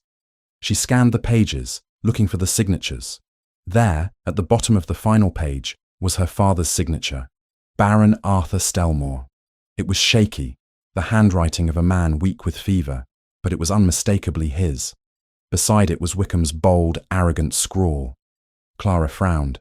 Something was wrong. She looked at the date next to Wickham's signature. November 15th, 1851. She looked at the date next to her father's signature. November 15th, 1851. The air in the library seemed to vanish. Clara stopped breathing. She stared at the date, her mind racing back to the terrible night her father had died. She remembered the storm. She remembered the doctor closing his bag. She remembered the clock chiming midnight. Her father had died on the morning of November 12th. Clara stood up, knocking her chair back. It clattered loudly onto the floor, but she didn't hear it. She grabbed the death certificate she had retrieved from the parish records weeks ago. She slapped it onto the desk beside the deed. Date of death, November 12th, 1851. The deed was signed 3 days after he was dead. He forged it, Clara whispered, the realization crashing over her like a physical blow. He didn't just trick him. He forged the signature after Papa was gone. It wasn't just fraud. It was a capital crime.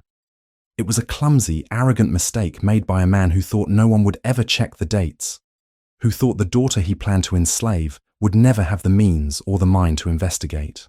The signature looked real because Wickham had likely practiced it, or perhaps he had traced it from another document. But the date was the smoking gun. Wickham had notarized the transfer on the day he took possession, forgetting, or not caring, to backdate it to when Arthur Stellmoor was still alive. This was the end of him. With this document, the Earl of Wickham would not just lose his lawsuit, he would lose his freedom. He would hang, or he would rot in prison for the rest of his life. Clara clutched the document to her chest, a hysterical laugh bubbling in her throat. She had done it. She had the head of the monster. "Reynolds!" she called out, running toward the door. "Reynolds!" The butler appeared almost instantly, his face pale. Miss Stellmoor, is something wrong? Where is the nearest magistrate? Clara demanded, breathless. Not the local constable, the King's magistrate, the circuit judge. Reynolds blinked, confused by her intensity. Lord Justice Halloway. He is in Oakhaven today, miss. He holds court there once a month before travelling to the northern districts. Oakhaven, Clara repeated. That was the village where her mother was hiding. It was 10 miles away. 2 punishing hours on a road that turned to sludge whenever the skies opened. He is there today? Yes, miss. But he leaves for London tomorrow morning at first light. The roads are bad with the rain. He will not delay. Clara looked at the grandfather clock. It was nearly 4 in the afternoon. If she waited for Sebastian to return from the bridge, it would be too late. Halloway would be gone, disappearing into the labyrinth of the London courts for months. And Wickham. A sudden, chilling thought stopped her cold. Wickham knew she was looking. He knew the audit was happening. He had sent these crates as a distraction, thinking they were too disorganized to yield results quickly. But after the ball, after she had humiliated him publicly, he would be panicked. If he realized his mistake with the dates, if he realized the deed was in this house. Reynolds, Clara said, her voice dropping to a whisper. Who brought the post today? The usual boy from the village, miss, Reynolds replied. And, well, there was a man asking about the Duke's schedule, a peddler selling ribbons. I sent him away. A peddler? Clara asked sharply. Did he see the Duke leave? I suppose he might have, miss. He was near the gates when the cavalcade rode out. Clara's blood ran cold. Wickham had spies. He knew Sebastian was gone. He knew the house was defended only by Reynolds and a few aging guards. And he knew the evidence that could hang him was sitting on this desk. She looked at the document in her hand. It was just paper. Fragile, flammable paper. If Wickham sent men tonight, not lawyers, but the kind of men who blocked bridges and beat servants, they wouldn't ask for the document. They would burn the library. They would burn the house to destroy the proof. She could not wait. She could not risk this document staying in the house one more night. I have to go to Oakhaven, Clara announced, her decision crystallizing into hard resolve. Miss. Reynolds looked horrified. The Duke gave strict orders. You are not to leave the grounds. The roads are dangerous, and with the Earl's men about, the Duke is defending the bridge. Clara cut him off. He cannot help me, and if I stay here, I put this house and everyone in it in danger. Reynolds, this paper, she held it up, her hand shaking. This is the proof. It proves Wickham stole everything. If I get this to Judge Halloway before he leaves Oakhaven, Wickham is finished. Today. Forever. But the risk of doing nothing is greater, Clara insisted. If Wickham realizes what I have found, he will come for it. He will burn this hall to the ground to get it. I have to take it to the law. Now. She moved past him, heading for the stairs. Saddle a horse. Not a carriage. It's too slow and too conspicuous. Give me the mare I rode last week, and give me a cloak that doesn't look like it belongs to a duchess. Miss Stellmoor, I cannot allow. You are not my jailer, Reynolds, Clara said, turning on the step. Her green eyes flashed with the same steel that Sebastian often wore. I am the archivist of this estate, and I am telling you that the safety of the Alverton legacy depends on me riding to Oakhaven. Do as I ask. Please. The butler hesitated, looking at the fragile young woman who had somehow become the spine of the household. He saw the determination in her face. With a heavy sigh, he nodded. I will have the mare ready at the scullery door. It is less visible from the road. Thank you, Clara whispered. She ran to her room. She did not pack a bag. She changed quickly into her warmest riding habit, a thick wool of dark green, and pulled on heavy boots. She grabbed a leather satchel and placed the deed inside, wrapping it in oilcloth to protect it from the rain. She added the death certificate and the granary log for good measure. Then she sat at her small writing desk and pulled out a sheet of paper. Her hand trembled as she dipped the quill, but her words were steady. Sebastian, I found it. The deed is a forgery. It is dated 3 days after my father died. He signed a dead man's name. Judge Halloway is in Oakhaven, but only until tomorrow. I cannot risk Wickham realizing what we have and coming for the proof while you are gone. I fear he knows you are away. I am taking the evidence to the magistrate myself. Do not be angry. I promise to stay safe, and the only way to be safe is to end this. I will wait for you at the inn in Oakhaven once the deed is done. Yours, Clara. She folded the letter and sealed it with wax. She did not use the Alverton crest. She pressed her thumb into the soft red wax, leaving a simple, personal mark. She hurried down the back stairs, the letter clutched in her hand. Reynolds was waiting by the scullery door, holding the reins of a sturdy chestnut mare. The rain was falling harder now, a dreary, relentless curtain that obscured the world beyond the garden wall. Give this to the Duke the moment he returns, Clara said, handing the letter to Reynolds. Tell him I did not run away. Tell him I ran toward the fight. Godspeed, miss, Reynolds said, his voice thick with worry. He helped her mount. Keep to the old wooded path. Avoid the main road until you reach the river. Wickham's men are likely watching the turnpike. I know the way, Clara said. She gathered the reins, feeling the horse shift beneath her. She was terrified. She was a woman alone, riding into a storm, carrying a document that was worth a fortune and a man's life. But beneath the fear, there was a fierce, burning exhilaration. She was no longer waiting to be saved. She was saving herself. She spurred the mare forward. The horse leaped into the rain, hooves churning the mud. Clara lowered her head against the wind, pulling her dark cloak tight around her. She rode out of the sanctuary of Alverton Hall and into the gathering dark, the satchel heavy against her side, echoing the beating of her heart. The ride was grueling. The wind whipped her face, stinging her eyes, and the mud sucked at the mare's hooves, slowing their pace. Clara kept to the tree line, her eyes scanning the shadows for movement. Every snapping branch sounded like a pistol shot. Every rustle of leaves sounded like an ambush. She thought of Sebastian, standing on the bridge, miles away, facing down Wickham's thugs. He was fighting for his tenants. She was fighting for their future. Just 10 miles, she told herself.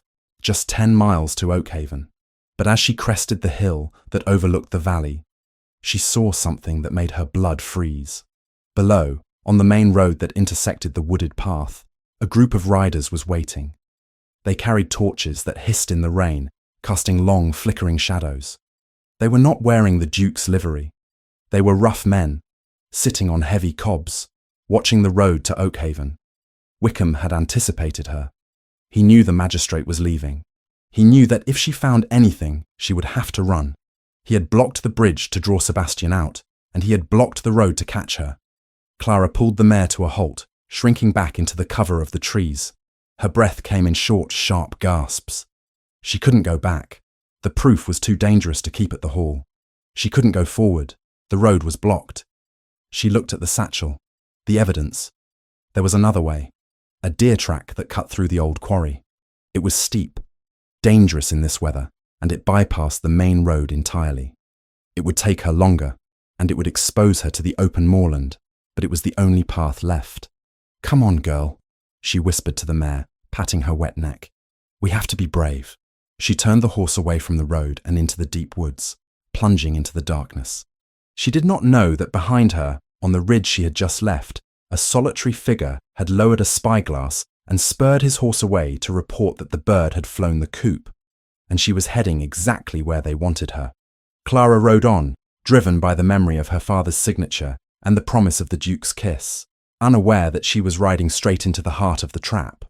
The ancient deer track that cut through the abandoned quarry was a treacherous scar on the landscape, a narrow path of slick slate and mud that wound perilously close to the drop-off.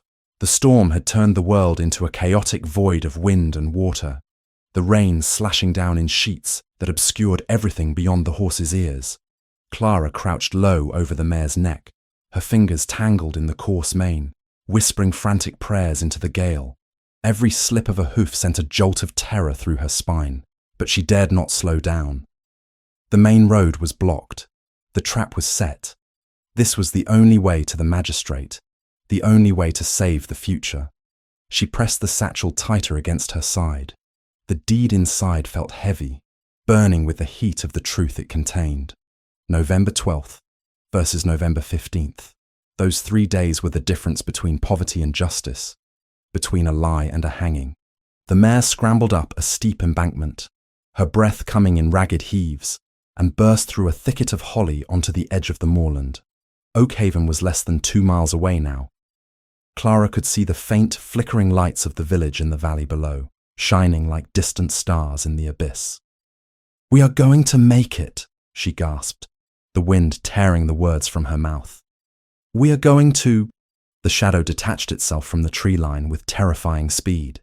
Before Clara could scream, a heavy hand grabbed the mare's bridle, jerking the animal's head down violently. The horse reared, screaming in panic. Clara was thrown backward, her boots slipping from the stirrups. She hit the wet earth with a bone-jarring thud, the breath driven from her lungs. Through the mud splattered across her vision, she saw figures emerging from the darkness. 3 men. They were not the uniformed guards of the bridge. These were rough, shapeless forms in oilskins, their faces hidden by low hats and scarves. Mercenaries, the kind of men who did not ask questions as long as the coin was gold. "Got her," one of them grunted, his voice rough as gravel.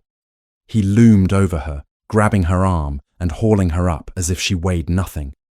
"The Earl said she'd try the back way. Clever little bird, aren't you?" "Let me go," Clara fought, kicking out wildly. Her boot connected with the shin, eliciting a curse, but the grip on her arm only tightened, bruising the flesh. "I am under the protection of the Duke of Alverton. If you touch me, he will hunt you down." "The Duke is busy playing soldier at the bridge, love," the man sneered, dragging her toward a waiting carriage that had been hidden in a copse of trees. It was a nondescript black vehicle, stripped of any crest, looking like a hearse in the rain. "By the time he gets back, you'll be a married woman, and a husband has rights a duke can't touch." Clara went cold. Marriage. That was the plan. If they forced her to marry, her property and her rights to sue would transfer to her husband. Wickham wouldn't marry her himself. That was too scandalous. He would marry her to a proxy, a puppet who would sign everything over to him.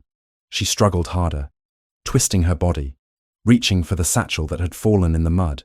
"My papers! You cannot—" "Forget the papers," another man said, kicking the satchel into the ditch. "The Earl just wants the girl." They shoved her into the carriage. The interior smelled of stale tobacco and mould. The door slammed shut, the lock engaging with a final metallic click. As the carriage lurched into motion, bouncing violently over the uneven ground, Clara scrambled to the window. She saw her satchel lying in the rain, abandoning the decoy papers she had placed there, but she pressed her hand to her chest, feeling the crinkle of parchment beneath her woolen bodice. The deed, the real deed, was safe, wrapped in oilcloth and pinned to her chemise. They had the girl, but they did not know she was carrying the noose that would hang their master. The destination was not Wickham Park, nor was it the village of Oakhaven. The carriage rattled for an hour before turning into the courtyard of a dilapidated coaching inn known as the Hangman's Rest, a place avoided by respectable travellers. The sign creaked ominously in the wind as Clara was hauled out into the downpour. She was marched through the back door, through a kitchen that smelled of boiled cabbage and grease, and into a private parlour where a fire roared in the grate. Standing by the fire, warming his hands as if he were at a social club, was the Earl of Wickham. He turned as they entered, a smile of triumphant malice spreading across his flushed face. Beside him stood a thin, pale man with watery eyes and a nervous twitch. Clara recognised him vaguely as Mr. Collins, a distant cousin of the Wickham line, a man known for his gambling debts and lack of spine. And in the corner, holding a prayer book with trembling hands, was a defrocked parson who smelled of gin. "Clara," Wickham purred, stepping forward. "You look like a drowned rat. I told you the roads were dangerous." "You blocked the roads!" Clara spat, shaking off the mercenary's hand and standing tall, despite the water dripping from her hair. "You are a coward, Malcolm. Kidnapping? Is this how a peer of the realm conducts business?" "This is not kidnapping," Wickham corrected smoothly, pouring himself a glass of wine. "This is a family intervention. You are unwell, my dear. Hysterical. You ran away from your legal guardian. I am simply ensuring your future is secured before your madness destroys you completely. He gestured to the pale man. You remember your cousin, Mr. Collins. He has long admired you. He has graciously agreed to take you as his wife, despite your ruined reputation. Once the vows are spoken, he will assume control of your affairs. He has already agreed to sign the management of the Stellmoor estate over to me, to relieve himself of the burden. I will not say the vows, Clara said, her voice shaking with rage. I will scream. I will refuse. A marriage under duress is not legal. Who will know? Wickham laughed, a cold, brittle sound. The parson is deaf to protests, and Mr. Collins is eager to consummate the union.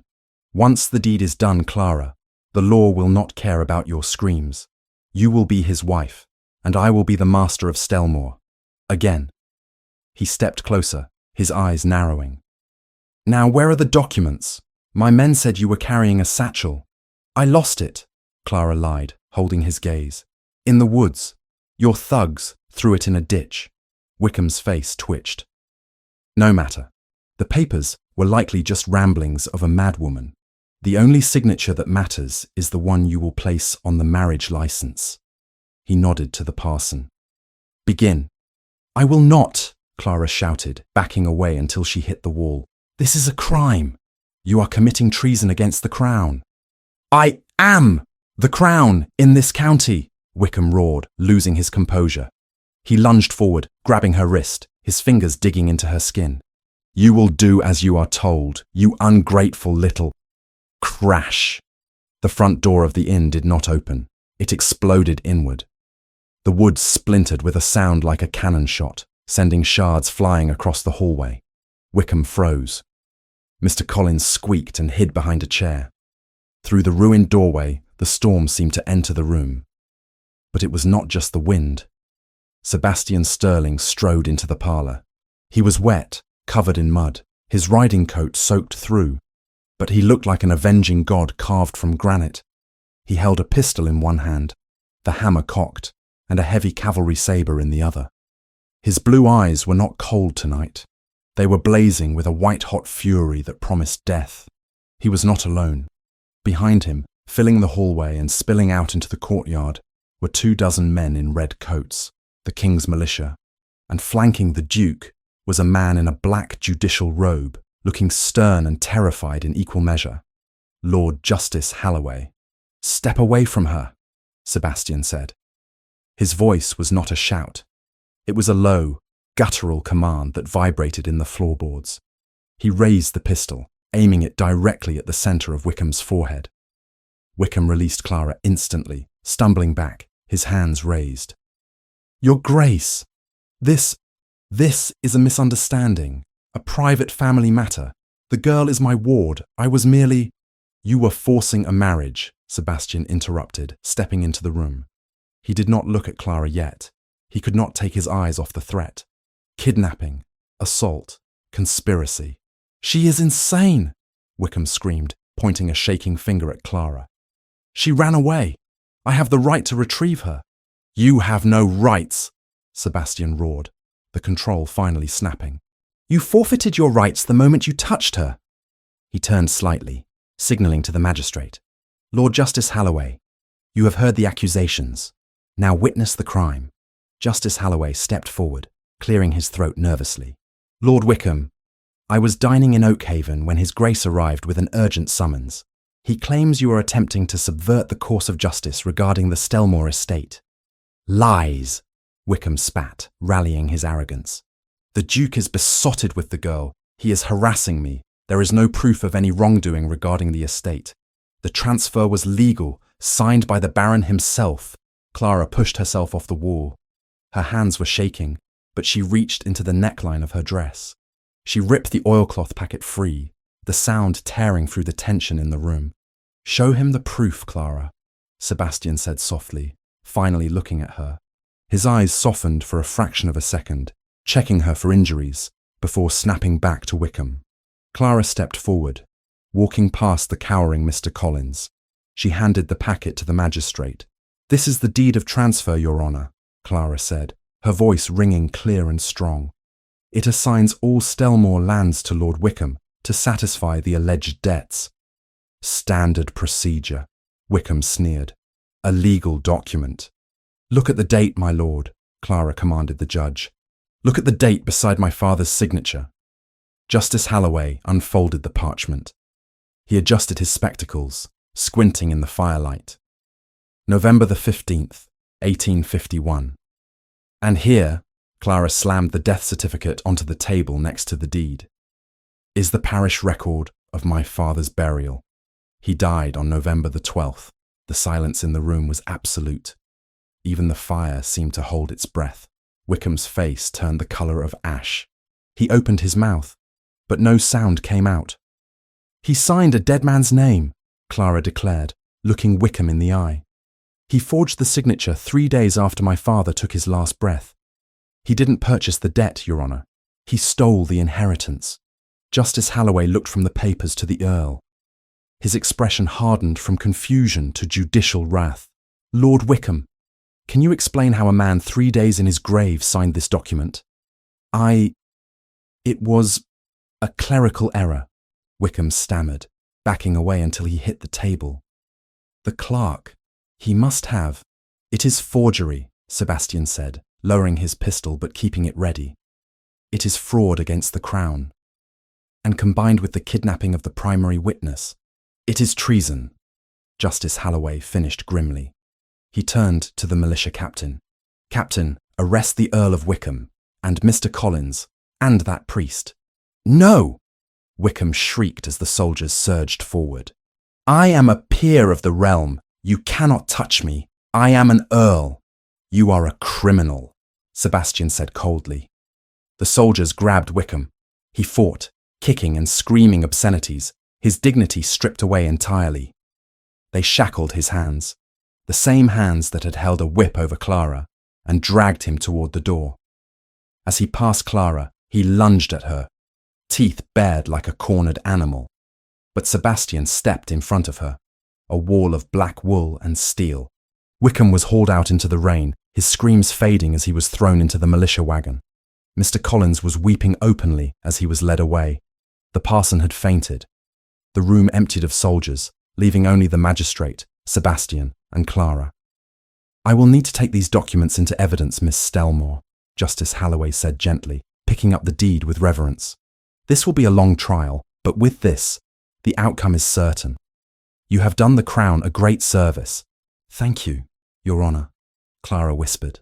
The magistrate bowed to the Duke and retreated, closing the shattered door as best he could to give them privacy. The moment they were alone, the adrenaline that had been holding Clara upright evaporated. Her knees buckled. Sebastian dropped his weapons. They clattered onto the floorboards, forgotten. He crossed the distance between them in a single stride, catching her before she hit the ground. "Clara!" he choked out, his voice raw with an emotion she had never heard from him before. He pulled her into his arms, crushing her against his wet coat. He didn't care about the mud, or the propriety, or the blood on his knuckles where he had smashed the door lock. He buried his face in her neck, breathing her in as if to reassure himself she was real. "I thought I was too late. When I found your note, when I realized you had gone into the woods." Clara clung to him, her hands gripping the lapels of his coat. She was shaking violently, the terror of the last hour finally releasing its grip. "I had to come. He knew you were gone. He would have burned the library." "Damn the library!" Sebastian pulled back, gripping her face in his hands. His eyes were wild, searching hers. "Let it burn. Let the whole estate burn to ash. Do you think I care about papers? I care about you." The confession hung in the air, stark and undeniable. "You rode into a trap," he said, his thumbs brushing the tears and rain from her cheeks. "You risked everything." "I was saving us," she whispered. "I was saving the future." "You are the future," Sebastian said fiercely. "My future. And I swear to you, Clara, by everything I hold sacred, no one will ever touch you again. I will tear the world apart before I let you come to harm." He lowered his forehead to hers, their breaths mingling in the cold air of the inn. "I was at the bridge when Reynolds brought the note. I have never ridden harder in my life. I stopped at Oakhaven only long enough to drag Halloway from his dinner. I knew Wickham would try to intercept you before the village. I knew he would bring you here." "How?" she asked. "Because it is where his father used to conduct his illicit business," Sebastian said darkly. "I knew the darkest holes of this county, and I knew he would drag you to the deepest one." He kissed her forehead, then her temple, gentle, reverent kisses that were a stark contrast to the violence of his arrival. "It is over, Clara. He is in chains. The deed is in the hands of the law. You are free." "Free," she repeated, the word tasting strange on her tongue. "Come," Sebastian said, wrapping his heavy coat around her shoulders, engulfing her in his warmth. "Let us go home. Not to the guest wing, not to the library. Home." He lifted her into his arms, carrying her out of the sordid inn and into the cleansing rain. The militia wagon was already moving down the road, taking the nightmare away. But Clara didn't look at it. She looked only at the man who carried her, the Iron Duke who had melted for her, whose heart beat steadily against her own. They rode back to Alverton Hall in the Duke's carriage, escorted by the remaining soldiers. Clara slept with her head on Sebastian's shoulder, his hand holding hers, his thumb tracing the line of the signet ring she still wore. The storm raged on outside, but inside there was only peace. The war was won. Now all that remained was to heal the wounds. England, February 1853. The cruel bite of winter had finally begun to loosen its jaw. The snow that had blanketed the rolling hills of the county for months was receding, revealing patches of earth that smelled of damp soil and the promise of renewal. The great frozen lakes around Alverton Hall were cracking, the ice groaning as it shifted to make way for the dark, flowing water beneath. It was a time of thawing, of hard things becoming soft again, and nowhere was this transformation more palpable than within the walls of the Duke's estate. 3 months had passed since the night the door of the Hangman's Rest had been shattered. 3 months since the Earl of Wickham had been dragged screaming into the darkness of a militia wagon. In the county jail, a damp stone fortress that sat on the edge of the moorland, the former Earl sat in a cell that measured 6 feet by 6 feet.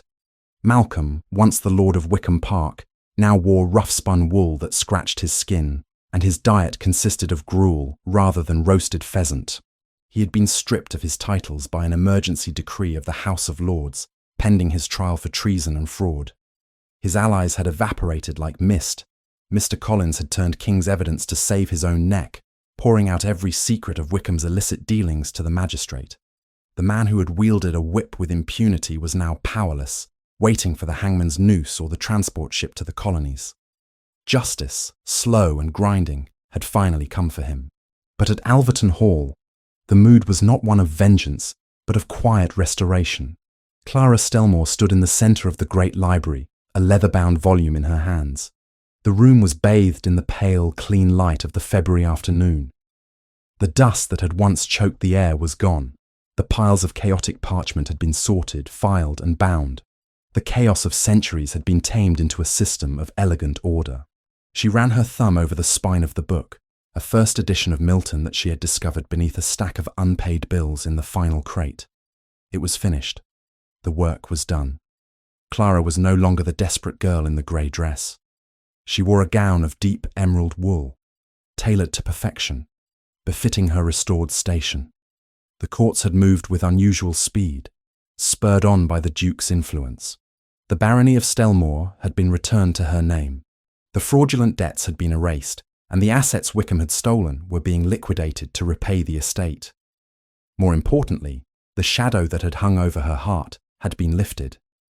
2 days ago, Clara had returned from the dower house at Stellmoor Manor. She had supervised the installation of her mother, Lady Stellmoor, into the newly repaired West Wing. The reunion had been a tearful, joyous thing. Her mother, frail but recovering, had wept to see her daughter not as a servant, but as the mistress of her own destiny. Wickham's lies about the asylum had been exposed for the cruelty they were. Her mother had been living in poverty, yes, but she was alive, and now she was safe, surrounded by servants paid for with Clara's own recovered fortune. The roof of their ancestral home was being thatched, the fires were lit, and the Stellmoor legacy was breathing again. which meant that Clara had no reason to stay at Alverton Hall. The thoughts settled in her chest like a heavy stone. She had returned today only to collect her final personal effects and to formally resign her position as archivist. She was a baroness now, a woman of independent means. It was improper for her to remain under the roof of a bachelor duke, no matter how much that roof felt like the only home she had ever truly known. "The shelves look different," a deep voice said from the doorway. "They look disciplined." Clara turned. Sebastian stood there. He had been absent for the morning, attending to the final legal depositions with the magistrate, and he looked tired. He wore his riding clothes. The mud of the road splattered on his boots, his dark hair wind-blown. But his eyes, those intense blue eyes that had seen her at her lowest, were clear and focused solely on her. "They are organized, Your Grace," Clara corrected, her voice trembling slightly. "Every volume is catalogued. Every deed is filed. You will never have to wonder what you own again." Sebastian walked into the room, the sound of his boots on the floorboards echoing in the silence. He stopped a few feet away from her, respecting the distance, yet invading her senses with his presence. "And the archivist?" he asked. "Is she catalogued as well? Or is she filed under departing assets?"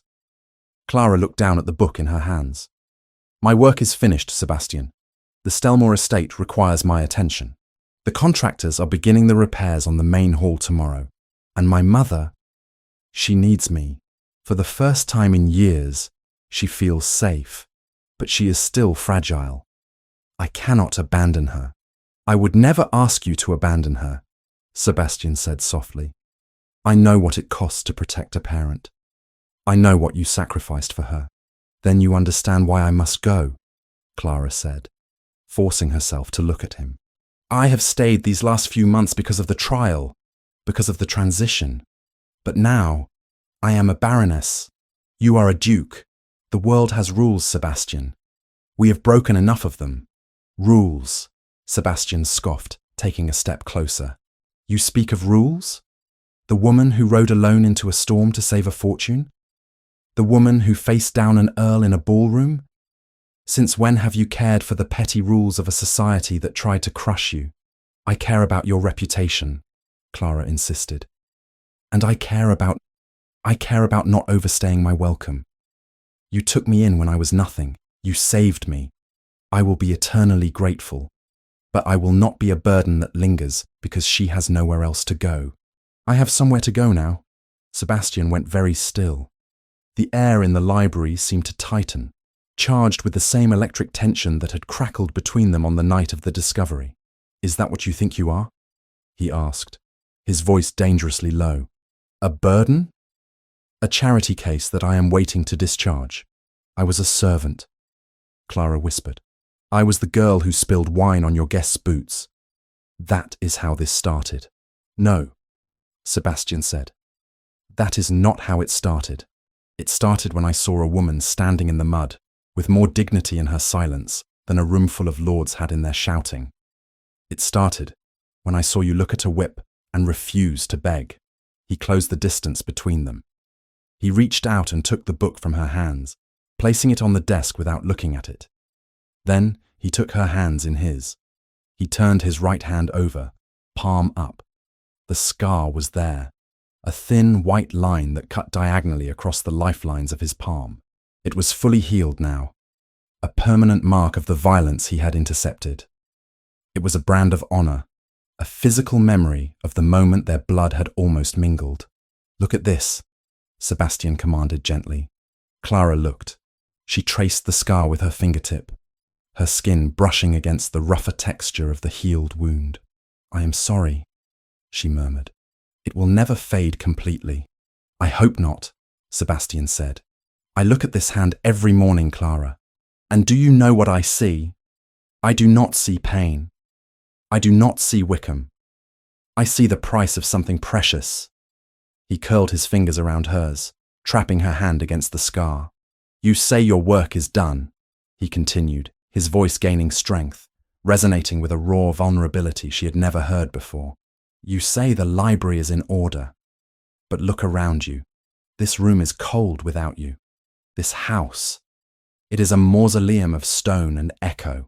Before you came, I lived here like a ghost, haunting my own halls, fulfilling my duties, but feeling nothing. You did not just organize my books, Clara.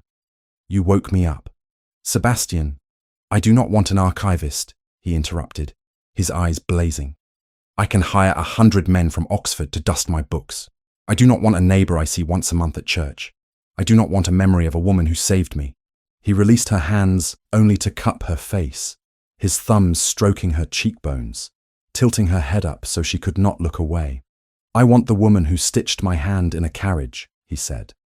I want the woman who reads Plato and fights monsters. I want the partner who stood beside me when the world was against us. I love you, Clara.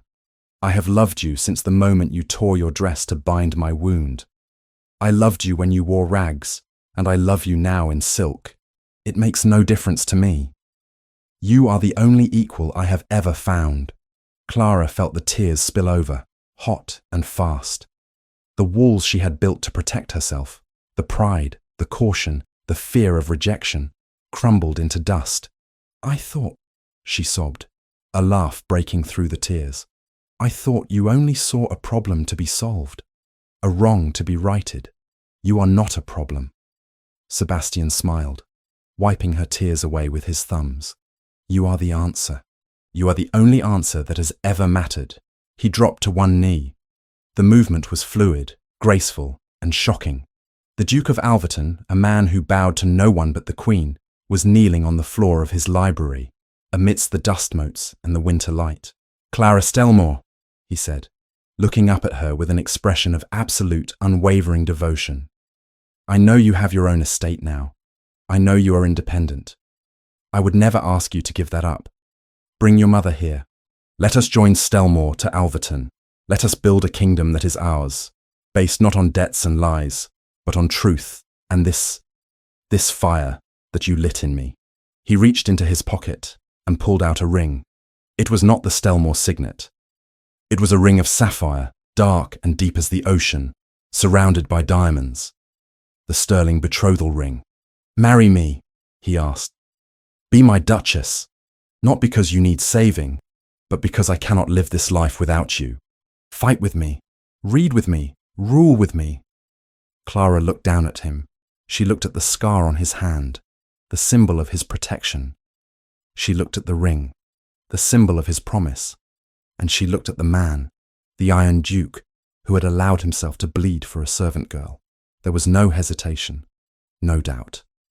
The future stretched out before her, not as a lonely path of duty, but as a shared journey of joy. Yes, she whispered.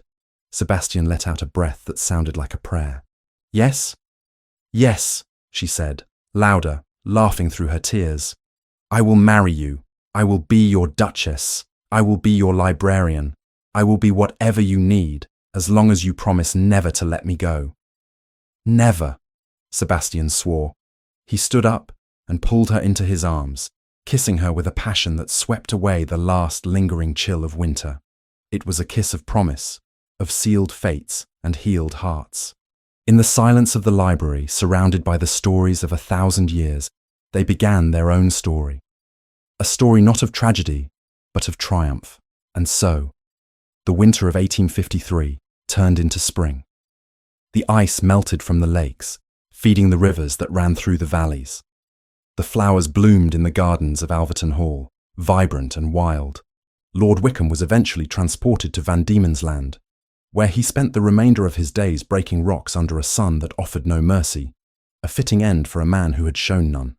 Clara and Sebastian were married in the village chapel in May. It was not a sombre affair of state, but a celebration that included every tenant, every farmer, and every servant who had stood by them. Lady Stellmoor sat in the front row, weeping tears of joy, watching her daughter, the girl who had been broken, stand tall and radiant beside the man who had helped her put the pieces back together. They lived a life that became a legend in the county. They were partners in every sense of the word. They managed the lands together. They filled the nursery with children who grew up knowing the value of kindness and courage, and they spent their evenings in the great library, reading aloud to one another as the fire crackled in the hearth. Clara kept the scar on Sebastian's hand as her most precious reminder. It was the map that had led her home. She learned that love was not about perfection, nor was it about the absence of pain. Love was the hand that caught the whip. Love was the bandage in the dark. Love was the courage to stand when the world told you to kneel. As the years passed, the story of the Maid and the Duke was whispered by the firesides of the tenant cottages. It became a fable of hope, a reminder that even in the darkest winter, spring is inevitable for those who endure.